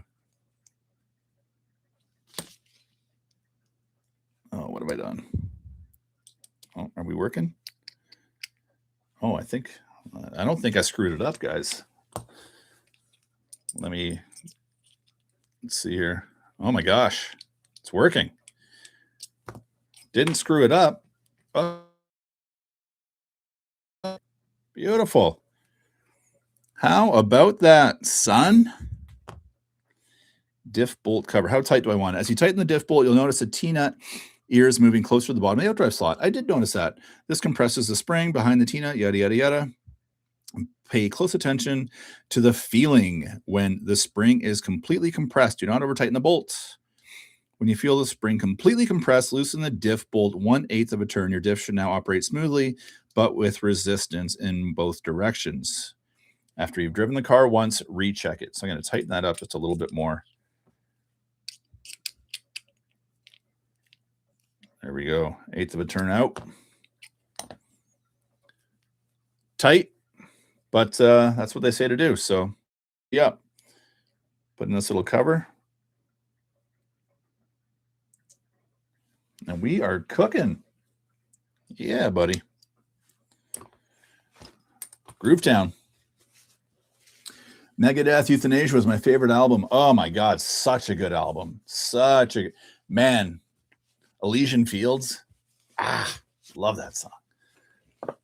Mrs. Rocket says, when the ladies class for building. Ooh. I don't know. I think if I put my wife on here, probably end up with a bunch of perverts and your wife watching. She'll probably get more views than I do. I don't know if my self-confidence can handle that.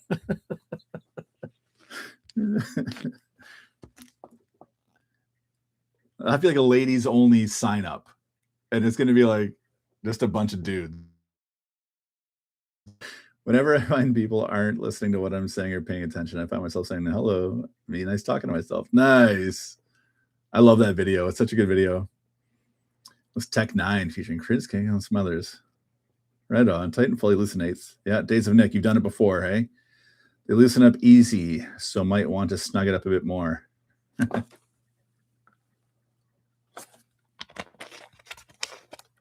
Yeah, we're killing it, boys. We're on to the transmission. What time is it? 10:30. Man, time flies. I got half an hour left. I feel like I haven't really accomplished much, but whatever. Chitty chatting away. You know how it goes. Mission built and get it. Transmission gets built. And then a shock tower. I think done in half an hour. Let's go. Some ball bearings. Check. Bearing. Check. I think the RC10 Classic and even the four-wheel drive, I want to say, came with bushings.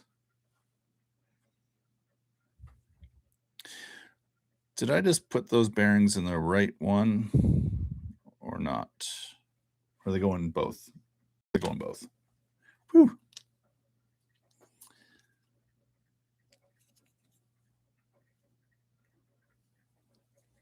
$2:30 a.m. Whoa.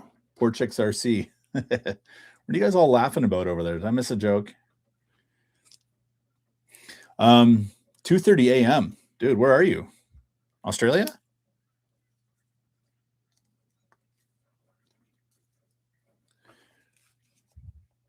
Good. And doesn't say anything about greasing the gears.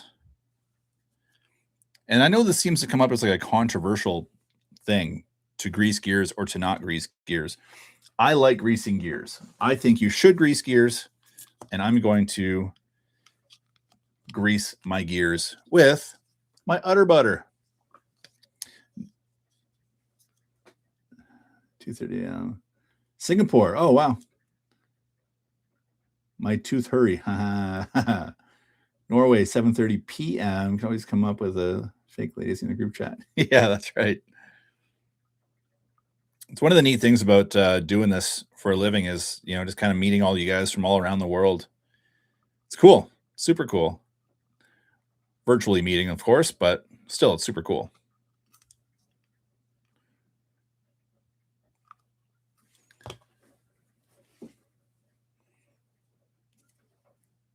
Never been to Norway. Want to start traveling more. My back is ultimately it's getting better. Gonna start taking some short trips here soon on airplanes and see if I can handle it. And if it's good enough, then yeah, I'd love to go to, I don't know, there's tons of places around the world I'd love to go see.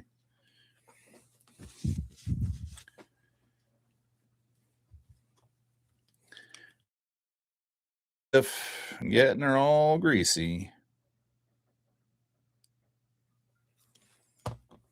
Rock and roll. Oh, yeah. Like that. This is a nice little transmission, isn't it? Oof, that one just came together so beautifully. I love it.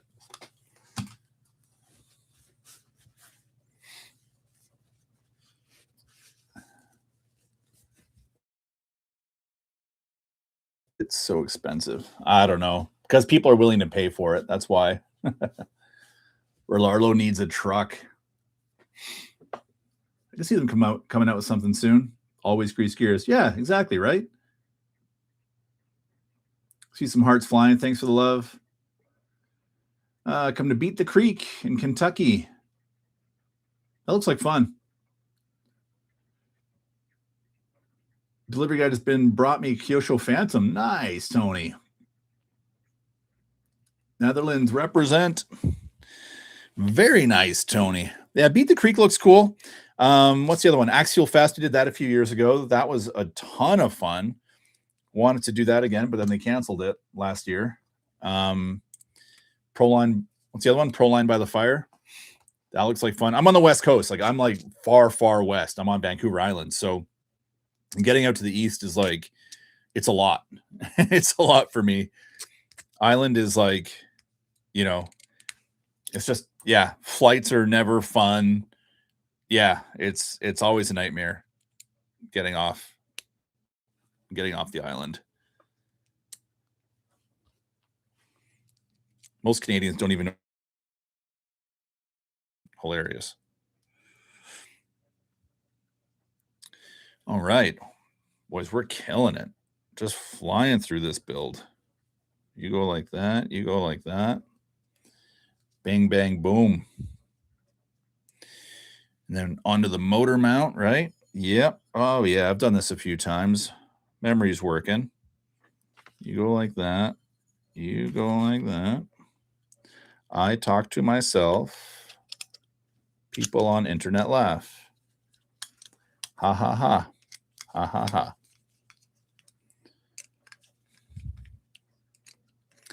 Stealth transmission is just a thing of beauty. Minimal gears, easy to put together. I'll give it to Team Associated. This is like revolutionary stuff right here. No fussing around. We have got ourselves a gearbox and a motor mounting plate. Oh, you're not raffling off. Down for another road trip. What did I miss? Northern Kentucky. Anyway, ever see the old Traxxas Banner transmission? That was a crazy direct copy. Oh, no, I didn't see that. I believe it, though. Down for another road trip. Love road trips. Let's go. Nebraska, what's up? I'm not going to raffle this one. I'm going to hang on to it. Power Ignition, thank you. Look at all those hearts flying. You guys are the best. 40 people and 52 likes. How is it even possible? You guys are breaking the internet today. You're the best. All right, number one. Rock and roll. Let's put a slipper clutch together. Let's do it. Let's celebrate all those likes with a slipper clutch assembly without any mistakes. Oh, I should have some sort of a little drive pin on there, shouldn't I? Yep, I should. When did it tell me to put that on? Oh, so long ago. I got to take this apart.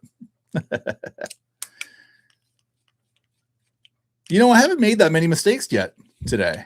I usually find out after the live stream all my errors, but so far I've been pretty good today.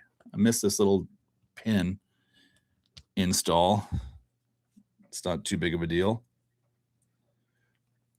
It's one thing I really dislike about these Associateds. Instead of using like a standard kind of a drive pin, their pins are like a rolled piece of steel that really, like, you really have to hammer it in.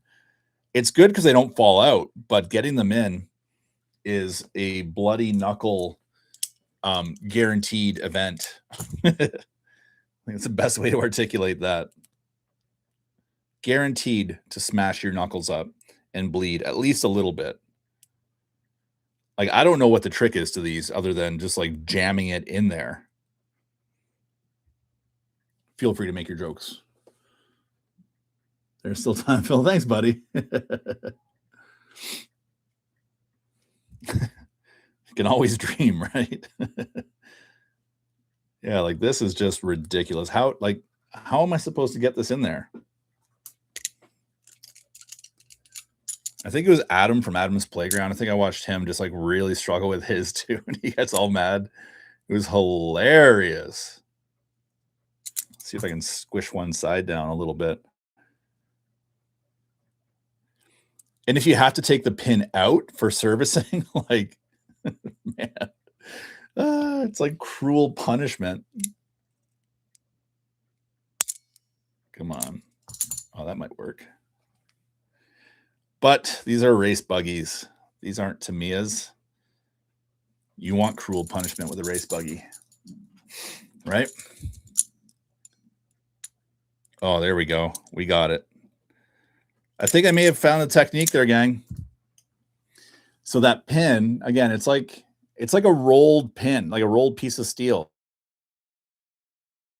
So if you pinch one edge of it, there's like a fraction of a millimeter gap, and if you just pinch it, you can actually get it to sit in there quite nicely, and then take some pliers and drive it on through.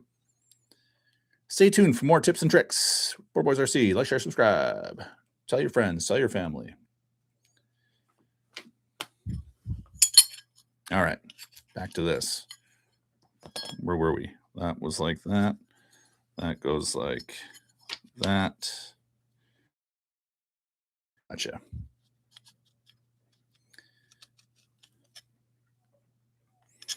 I was toying with the idea of doing like maybe a ladies only section of the speedrun challenge this year.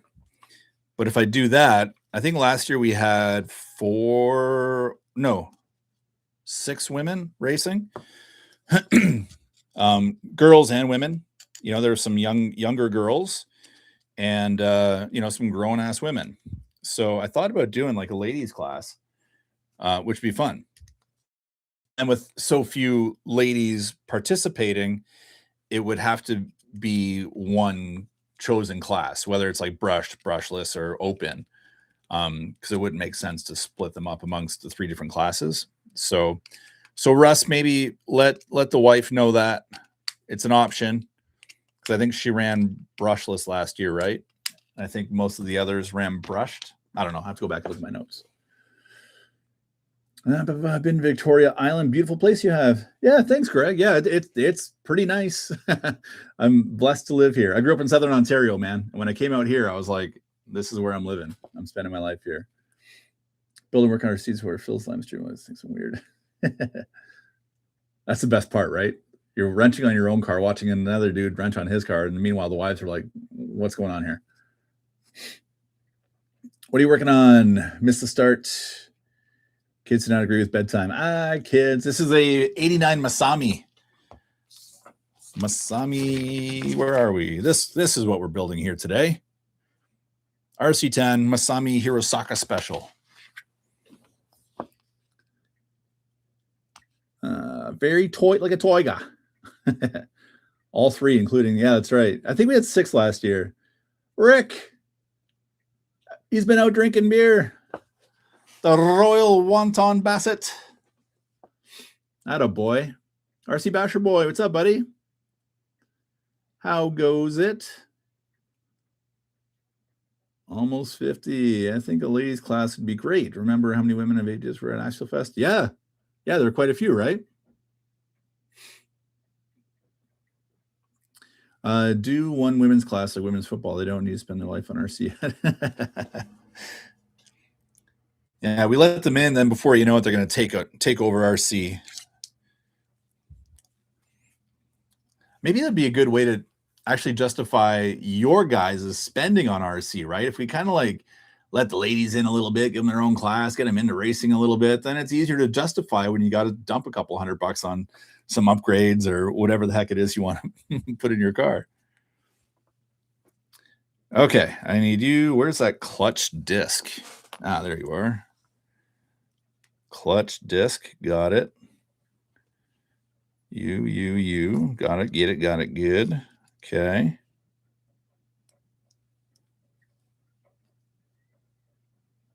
And then you go on top. Is there a right side, an incorrect side? That side goes there. Okay. Got it. Just one of these moments where I got to talk to myself a little bit, gang. You know how it goes.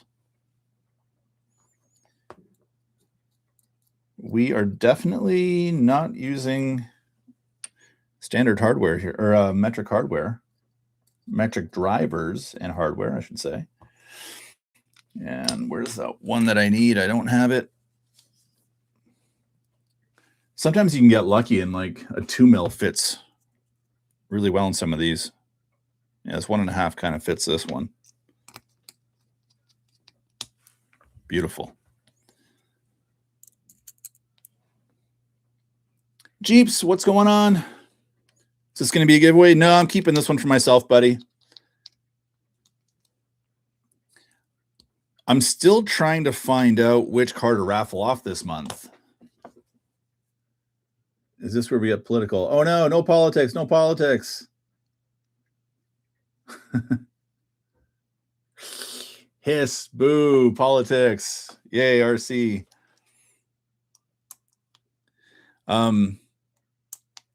Yeah, no, I don't think I'm going to raffle this one, buddy. I'm going to hang on to it. I've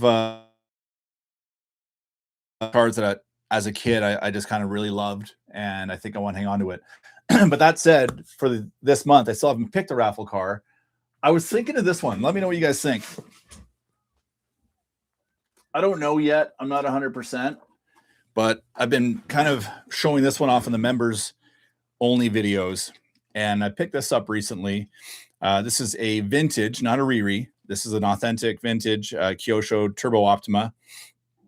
And this is an MCI body and MCI decals. But I picked this up in a trade. Yeah, long story. But anyway, this is a really nice buggy. Couple little scuffs on the bottom, very, very minor. Overall, I would say this is probably in like 9 to 9.5 out of 10 condition. And it's got the period correct Le Mans motor in the back. And it's got this like motor cover. And like this thing was barely driven. Like that motor, like it looks, camera's not the best, but this motor's like near mint. It's in really, really nice shape. So I got this, I cleaned it all up, used the ultrasonic cleaner, re-greased everything, took it all apart and put it all back together basically. It still has the manual speed controller in it, which I think is super cool. I didn't drive it. I don't plan on driving it, but even like ultrasonic cleaned the manual speed controller. Like, so this thing looks like, it looks pretty darn mint. And I think this is a really cool piece of RC history, being that it's an old school Kyosho chain drive. Yeah. And so you're probably noticing the tires. These are like a Duratrax tire, but the wheels are actually aluminum. These are aluminum. What's the company name? Pangu or something like that is the guy's name that makes these. So really, really nice set of wheels on here. And I don't know. I thought about maybe raffling this one this month. It came down to this, or I was also thinking of maybe doing a do what Gavin does sometimes and raffle off a brand new kit. And I was thinking of like a high-end kit, like an Avante or an Aggress. Raffle off one of those and give the winner the option. Yeah, one of two options. You can either A, have mine that's on the shelf. And both of mine are brand new builds, like never been driven. They're mint, but they've just sat on the shelf. And you can have, or just get you a brand new one, just order it online and ship it to your house. So then you get the experience of building it. Because in my opinion, the two nicest RC cars I've ever built in order, number one is the Avante, number two is the Aggress. Like that's just a completely different build experience that, if you haven't, you got to experience it. Like they're just so good. So that's kind of what I was thinking. What do you guys think? Let me know what you think about that idea. Ads on live stream, dang YouTube. Remember when YouTube didn't put ads on if you weren't monetizing your videos, but now there's like ads on everything? These V2 upgrades, copying Twitch. Yes, take my money. Clean Turbo Optima. Yeah, buddy. Yeah, it's super clean. But like when I got it, it was just kind of, barely driven. Like you can see even like the gray arms and stuff. Just a couple little scuffs on the back, a couple little scuffs on the front bumper here. I thought about replacing the parts and putting, brand new on, but they're all available and they're not expensive. Anything that's got a scuff on it, it's all cheap. But I thought having just a few little scuffs kind of, gave it that vintage feel that it's been used, but obviously not abused. Anyway, cool car with that battery in it. This thing, like, it's a tank, man. This thing's got some serious weight to it.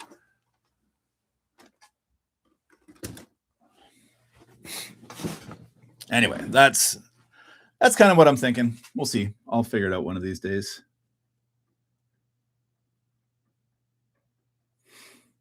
Do both the Turbo Optima and choice of kit raffle.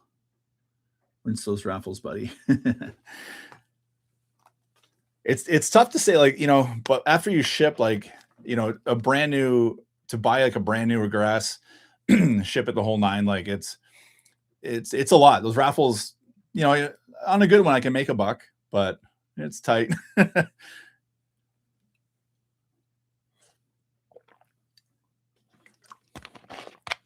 Okay, let's get this finished up.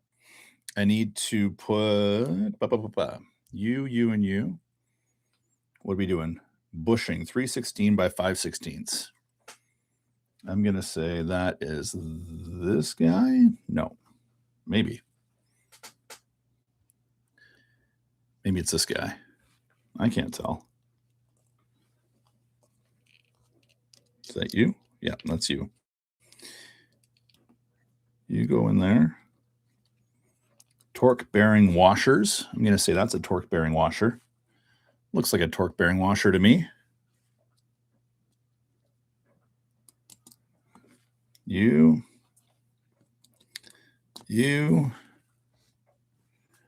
and then you, and then diff spring. 540 lock nut. Such a common size, that 540. Sorry, I got to say it. Like your idea on the Optima Kyosho. Yeah, you like that one, eh? I mean, that's a beautiful car.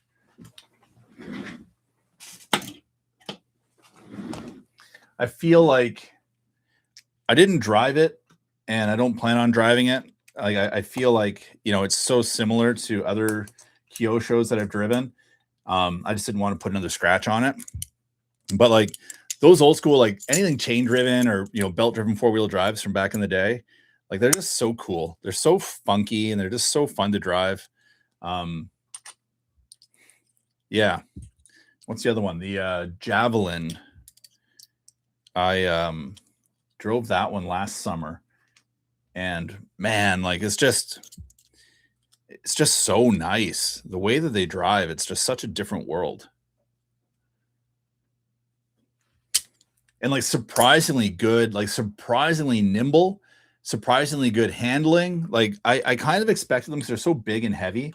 I really expected these old Kyoshos to drive like just like a brick on wheels, but they don't. They drive very, very nice and smooth.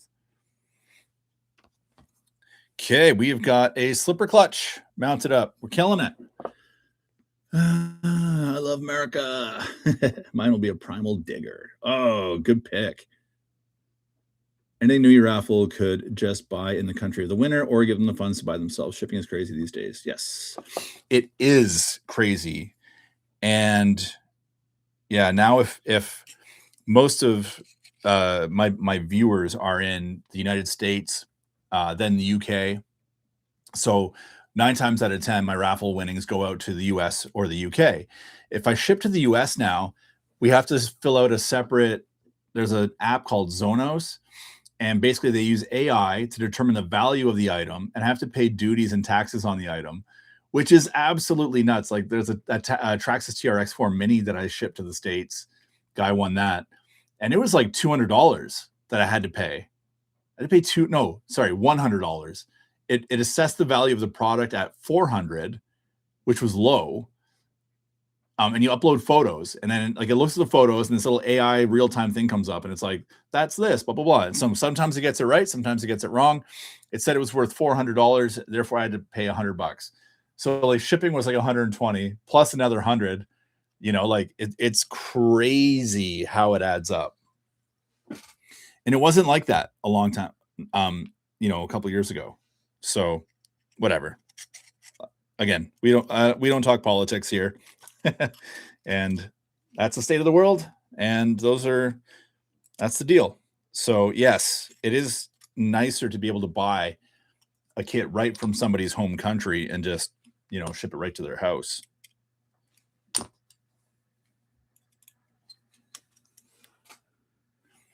But then, people like, like a Mrs. Poor Boy's RC paint job, that's something special that we get to do on this channel that I don't know any other channels that, have access to that. That's something that's very uniquely us, and something that I know as the end users receive those cars, like I know what their expressions are like. I get the messages from people like, oh my God, like this is so nice. And it really is. And so I kind of like that, it's kind of, it's our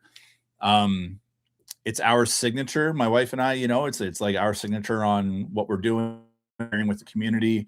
And people like that. And doing that, we like, being able to create that. Step D. Almost there. Gonna get this. This will be the last step, gang. I got to sign off here pretty quick.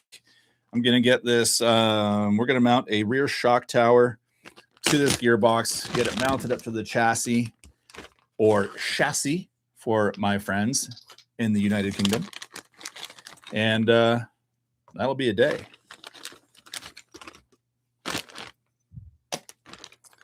You know what? Just dump all the parts. Bag D. Right on. What were those plastic parts for? Got some spares already, guys. This is bad news.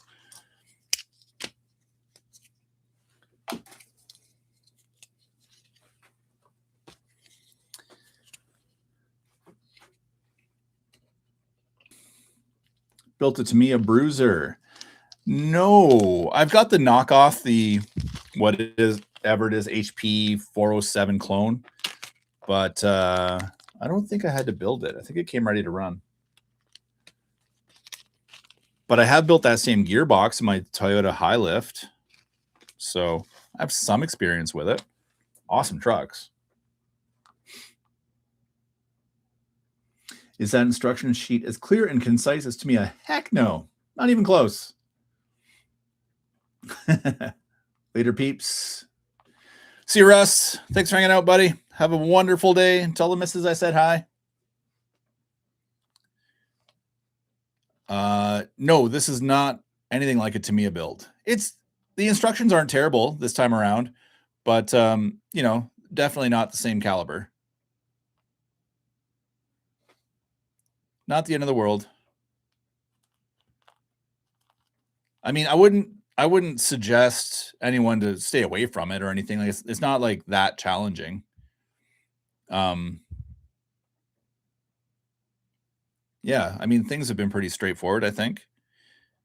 There's a couple little hiccups here and there, but that happens with any build manual, I find.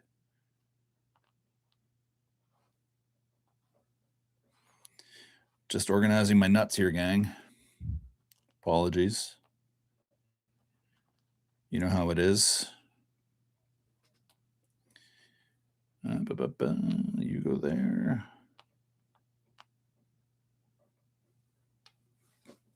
Beautiful. All right. So we've got to mount this guy to the chassis.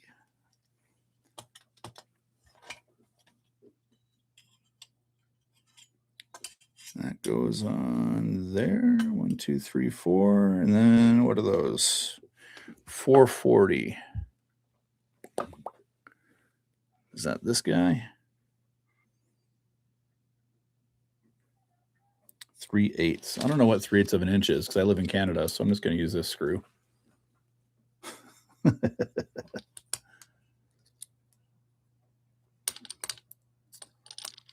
She heard you. You out of here, Days of Nick. See you, buddy. Take care, my friend. Jeeps. See you later, bud.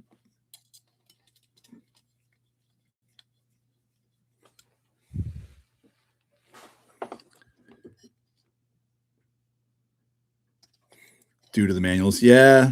They're, you know, Tony, like, you know, a guy like you've built a bunch of cars. You know what to look out for. Something kind of looks weird, or, you know, you need to second guess something. Like, you've got that build experience under your belt, right? Whereas some other people don't have that build experience. So, you know, it could muddy the waters a bit, but like the very first step in this catalog, you know, I kind of called out a mistake in the build manual, and I don't know, it's kind of a funny thing, right? Like it happens. It happens in, I think, all the manufacturers. Tamiya is like the only one that like just gets it right every time. They just set the standard so high for everybody. And as Tamiya brats, you know, we're definitely spoiled.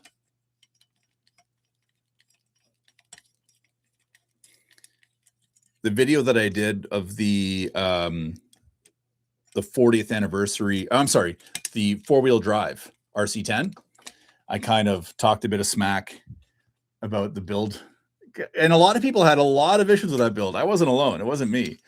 And man, I got some serious hate mail from some associated people. No employees or anything, but just like associated fans, like, you know, it's a race car. It's supposed to be hard to build or whatever. I don't know. It was just kind of silly. Everyone's got their opinion, though. It's all good. But that's why I say now, like, as someone that's just so accustomed to building Tamiyas, when you build something other than a Tamiya, you're really like, okay, what the heck am I doing here? What is this thing? And one thing I love about the Tamiya catalog is that you've always got the legend on the inside. So let's say you're building a portion of the build and you're using an 8mm screw. They're all M3 and 8mm, a 10mm, and a 12mm. Well, at a glance, you might not tell the difference between an 8, 10, and a 12. And you put the 12 and the 10 and the 10 and the 8 and make mistakes. But then you've got that legend, and you lay the screw right on top, and you never screw it up. But we don't get that here. So here, where like I'm putting these screws, I'm mounting the Stealth transmission to the chassis.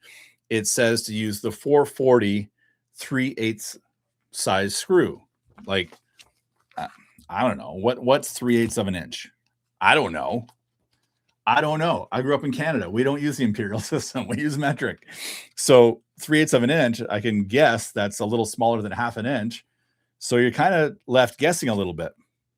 It'd be really nice if they had that legend with the 1-to-1 size of the screws and everything on these, like Tamiya does. That would be groovy. It's a small thing, you know, it's not the end of the world. It's not a deal breaker. I'm not upset. It's a room for improvement.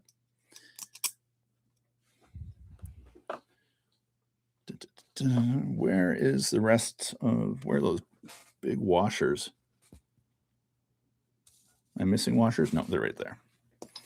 Talking to myself again. What am I missing here? What are you guys talking about? Grew up in America. Don't know what 3/8 is. That's amazing. I think I got all the imperial drivers now. Yeah, good. Screw size chart. First page. Nice. The bad manual let me step back from buying the 6x6. Is that right, eh? Yeah. The 6x6 looked like a dubious vehicle to me. I don't know. I didn't trust it. But I know people that have bought it and they love it. They say it's pretty cool. Anybody here own it? Nick Tiny bought one, I think. He said he really liked it. I want to say it was Nick.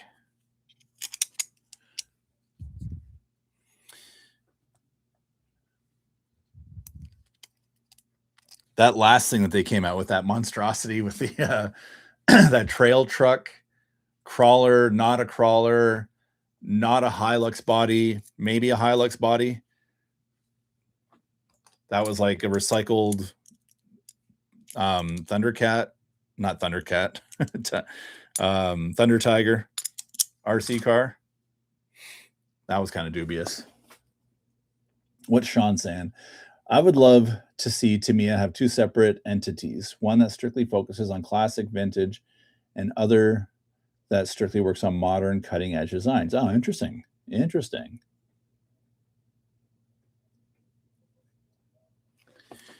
Yeah, almost like the TRF, you know, the TRF lineup of cars could be a whole other lineup of cars. Just they're so bloody expensive. How do you go? You go like this. Is that right? Like this? What am I doing? You look like you go like that. Oh, I see now. And the ball studs go on there. Okay. 440 3/8. Yeah, same thing. 440 3/8. I don't know. I guess that's these. They look to be about right. The threads are different type too. Yeah, exactly. Yeah, it's yeah, they're all different, aren't they? Imperial versus metric. The struggle is real.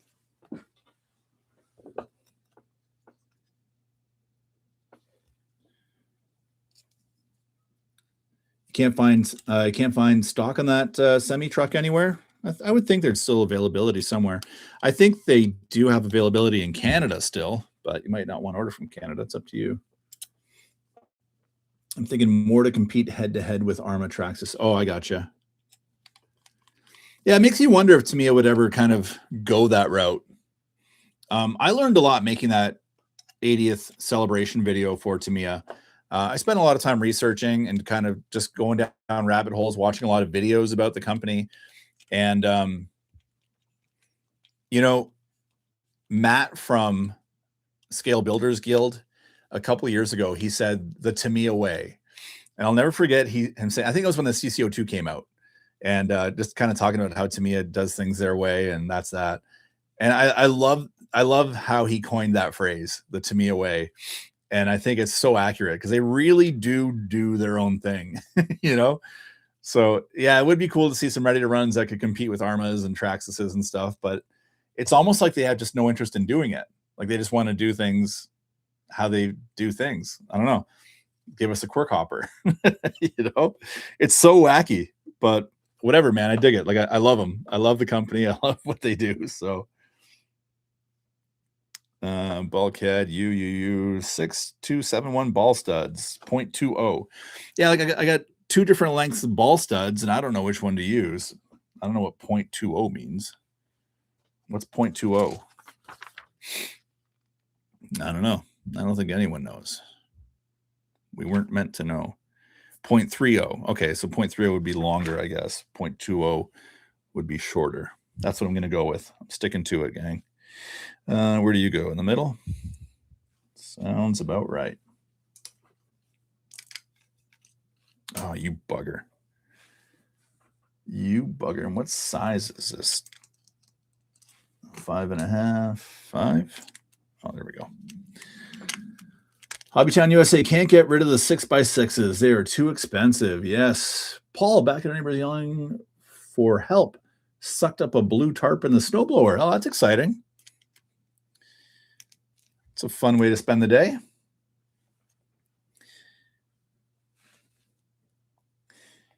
Yeah. And, you know, even just like the way some of these designs are made, like this little ball stud, like I can't get my driver on top because there's just a chunk of plastic on the bulkhead. It's a small thing, but it's like, you know, I mean, this driver just, it'll only work. It'll get this ball stud in maybe a third of the way. So you got to get creative with a pair of pliers and just kind of like do your thing, which again, not the end of the world. But if you're accustomed to building Tamiyas where like everything just fits perfect and just works, like, you know, you become accustomed to a different standard. And that's all. That's all that is. A higher standard.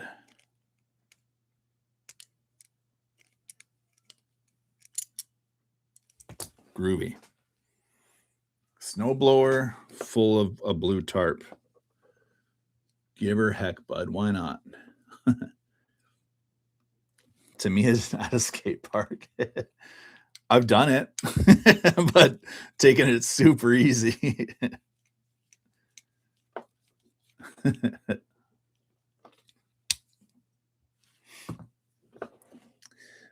Did you see the new HPI Porsche 911 RSR launched at Nuremberg? Same chassis as the BMW 2000. I did not see that, Andy Knuckles 83. Totally skipped the rest. Market is changing. Youth today are not the same as we were. Yes, agreed, 100%. Yeah. Yeah, that is a very true statement, Sean. Times have really changed. And I don't know. I feel, you know, a sense of sadness for kids today living in a world of instant gratification, you know, where you just kind of go online and everything's there. And I live right by a high school here. I was in high school. I was chasing girls or drinking beer, or, you know, doing drugs, doing something stupid, right? And now you see a lot of these kids and they're just on their phones. Like they even sit in social circles, but they don't communicate with one another. They're like 4 or 5 dudes sitting on a lawn all on their phone. You know, it's just like, I don't know. I feel bad for them. I feel like they're missing out on some really key moments to, I don't know, bond with friends, I guess. And I don't know. Every generation is different, I suppose. And we grew up at a time when we didn't have all this technology, and so we relied on each other and built relationships. And yeah, I don't know. Weird. Glad I grew up when I did. That's all I can say.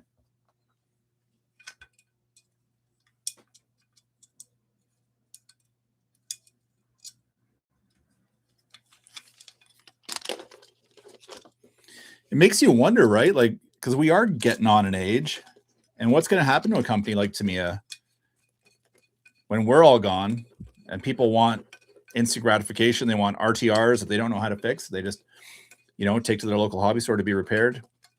What'll happen? Is Tamiya going to pivot and figure that out? I don't know. I guess we'll see. Maybe we'll see like some kind of a retro resurgence. And because I have heard stories, I don't know how accurate they are, but I have heard stories about kids in the States in high schools that are like petitioning to not allow cell phones in class and to like get off their social media. I saw there was like it was a survey where they asked a bunch of kids, high school age kids, if you could get rid of social media, would you? And most of them said no, because they do it for like you almost have to, like you have to be on social media as a kid to like be cool or like kind of fit in. If you don't, you'd be a weirdo. And that totally makes sense to me. But they said, if everyone had to get rid of it, would you get rid of it? And it was like a resounding yes. So kids are smart. And I think they know that all this social media isn't the best thing in the world for them. So I'm seeing more and more schools starting to implement these laws now where the kids can't have their phones in class. So hopefully that'll be the beginning of a bit of a shift where kids put the phones down, have to interact with people a little bit more, and maybe decide they want to get their hands a bit dirty and, work on stuff like this. I don't know. Hopefully. Glass half full kind of a guy. Never see kids with broken arms at school. Totally. Oh, Gavin, what's up? So true. You came in at a weird point, buddy. I'm going on about high school kids. When out building stock, totally my point. Cheers, Phil. Bye, Rick. Enjoy the beer, buddy. Thanks for stopping in. Anti-social media. Yeah, good call. Very good call.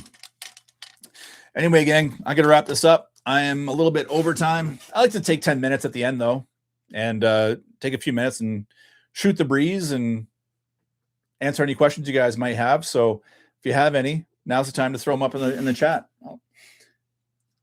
Draco, 3772. How are you? I'm good, buddy. How are you? I'm great. I got my new Mono Shocker die shirt on. I don't know if anyone noticed this fun design that I created. I took the Mono Shock image from the Tamiya's website, the back end of the Hot Shot, and kind of put like a cartoon overlay on it, and printed it up on some clothes. So it's part of my spring collection in the Poor Boys RC clothing lineup. You can find it in our merch store now. My kids all like Tamiya. Me and my 8-year-old has built a lunchbox. Nice. 9-year-old loves the skate park. Cool. Grasshopper. So there is hope. Good for you, Tamiya Rob RC. That's awesome, man. I don't have kids, but I could imagine as a parent how cool the experience would be to sit with your young one and build a car and then get to go out and drive it, and then break it and then bring it back and fix it. Man, that's got to be so cool. That's got to be a great experience. Keep asking. Mini Creighton, you got it? Yes, I am. It is coming to me ASAP. I live in, again, Western Canada.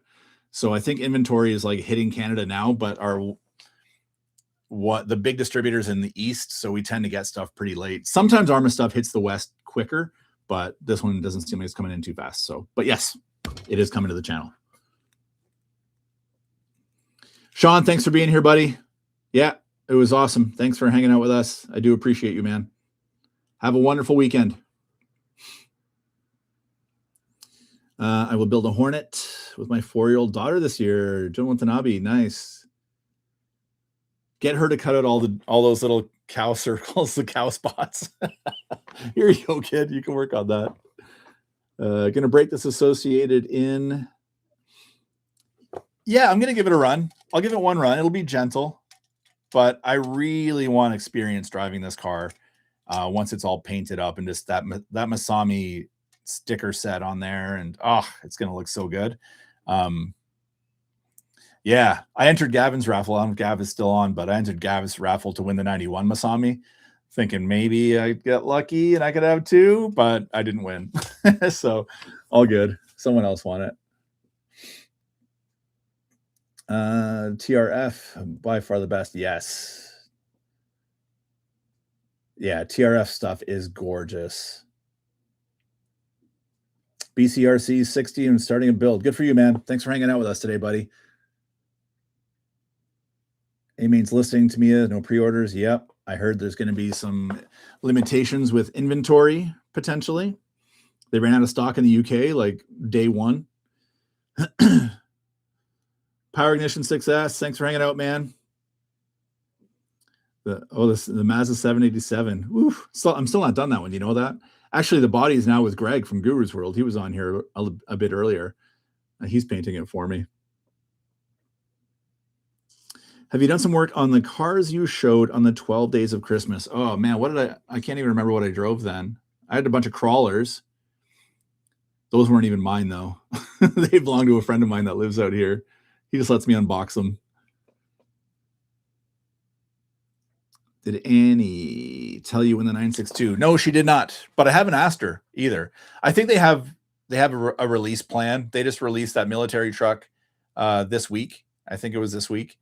And then I'm sure they have their, I don't know if they want the public knowing that just yet. I can always ask. Clint, thanks for hanging out with us today. You've been on for a long time, buddy. Have a wonderful weekend. Get some more Clodbuster content. I do need some more Clodbuster. I think I've got more Clodbuster content than I have Midnight Pumpkin content. And the Pumpkin's still my favorite RC. Got to do more Pumpkin content. Pumpkin, Evo, and I've been talking to UK Monsters back and forth, off and on. I would love to build up a full UK Monsters Pumpkin, full carbon fiber chassis, front end, the whole thing. But as you guys know, you need a donor vehicle first. So there's a couple $100, and then all the mods. I'll be $1,000 again into another Midnight Pumpkin. It's like, I'm not rich. I don't have that much money to blow on cars. So we'll see. UK Monsters is willing to work with me, I think. In exchange for some content, right? To have a content creator make some stuff for them. So we'll see how that one works out. No promises, but I would love to have a full kitted UK Monsters Pumpkin. That'd be rad. Did they have legal issues? I don't think it was legal issues.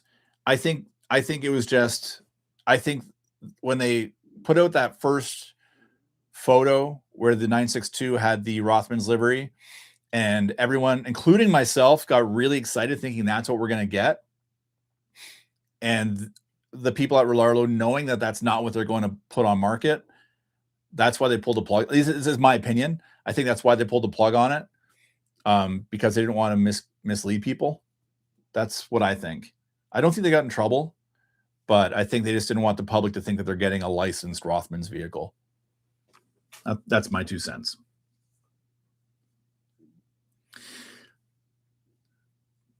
Please do have to prepare the Mrs. Brother. So the new J Concepts monster truck instead of Claude. Oof, good call. I mean, the Claude's so iconic. Nothing else, because that new J Concepts looks like a pretty competitive kind of a rig. I bet it's going to be very expensive as well. Clodbuster's like, I mean, I've got a highly modified mod Claude and I've got a stock Claude, and I drive the stock one because it's just way more fun. Super modified Clodbusters are cool, but like there's just something about like the double friction shocks bouncing around, kind of a relatively short wheelbase when you really look at it and consider the size of the tires and everything. It's a really wacky car to drive, and they're so fun. They're so cool. Yeah, that J Concepts thing looks like it's going to be amazing, but really more of like maybe take racing and actually like perform really well. Like it'll outperform a Claude, obviously. Lottery ticket today. You got it. I will keep you posted, Sean. If I win, you're the first pick. 3 wheelbase options. Very cool. On Claude sounds Jamaican. Mon Claude, mon. It does, doesn't it?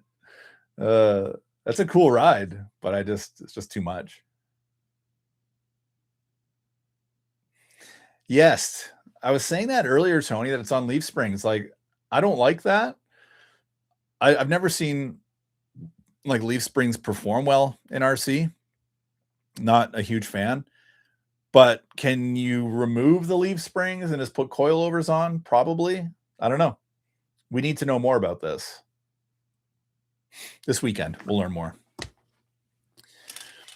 I think that's it for today, gang. I'm going to sign off. We made it this far. That's pretty good. We got a front end. We got a back end. Now we need a middle end. Now I got to put some tie rods together. Oh, I'm already crying knowing how to put these in the perfect day in the perfect running location for this car where I don't beat it up too bad, but I'll take it out for a rip coming up soon.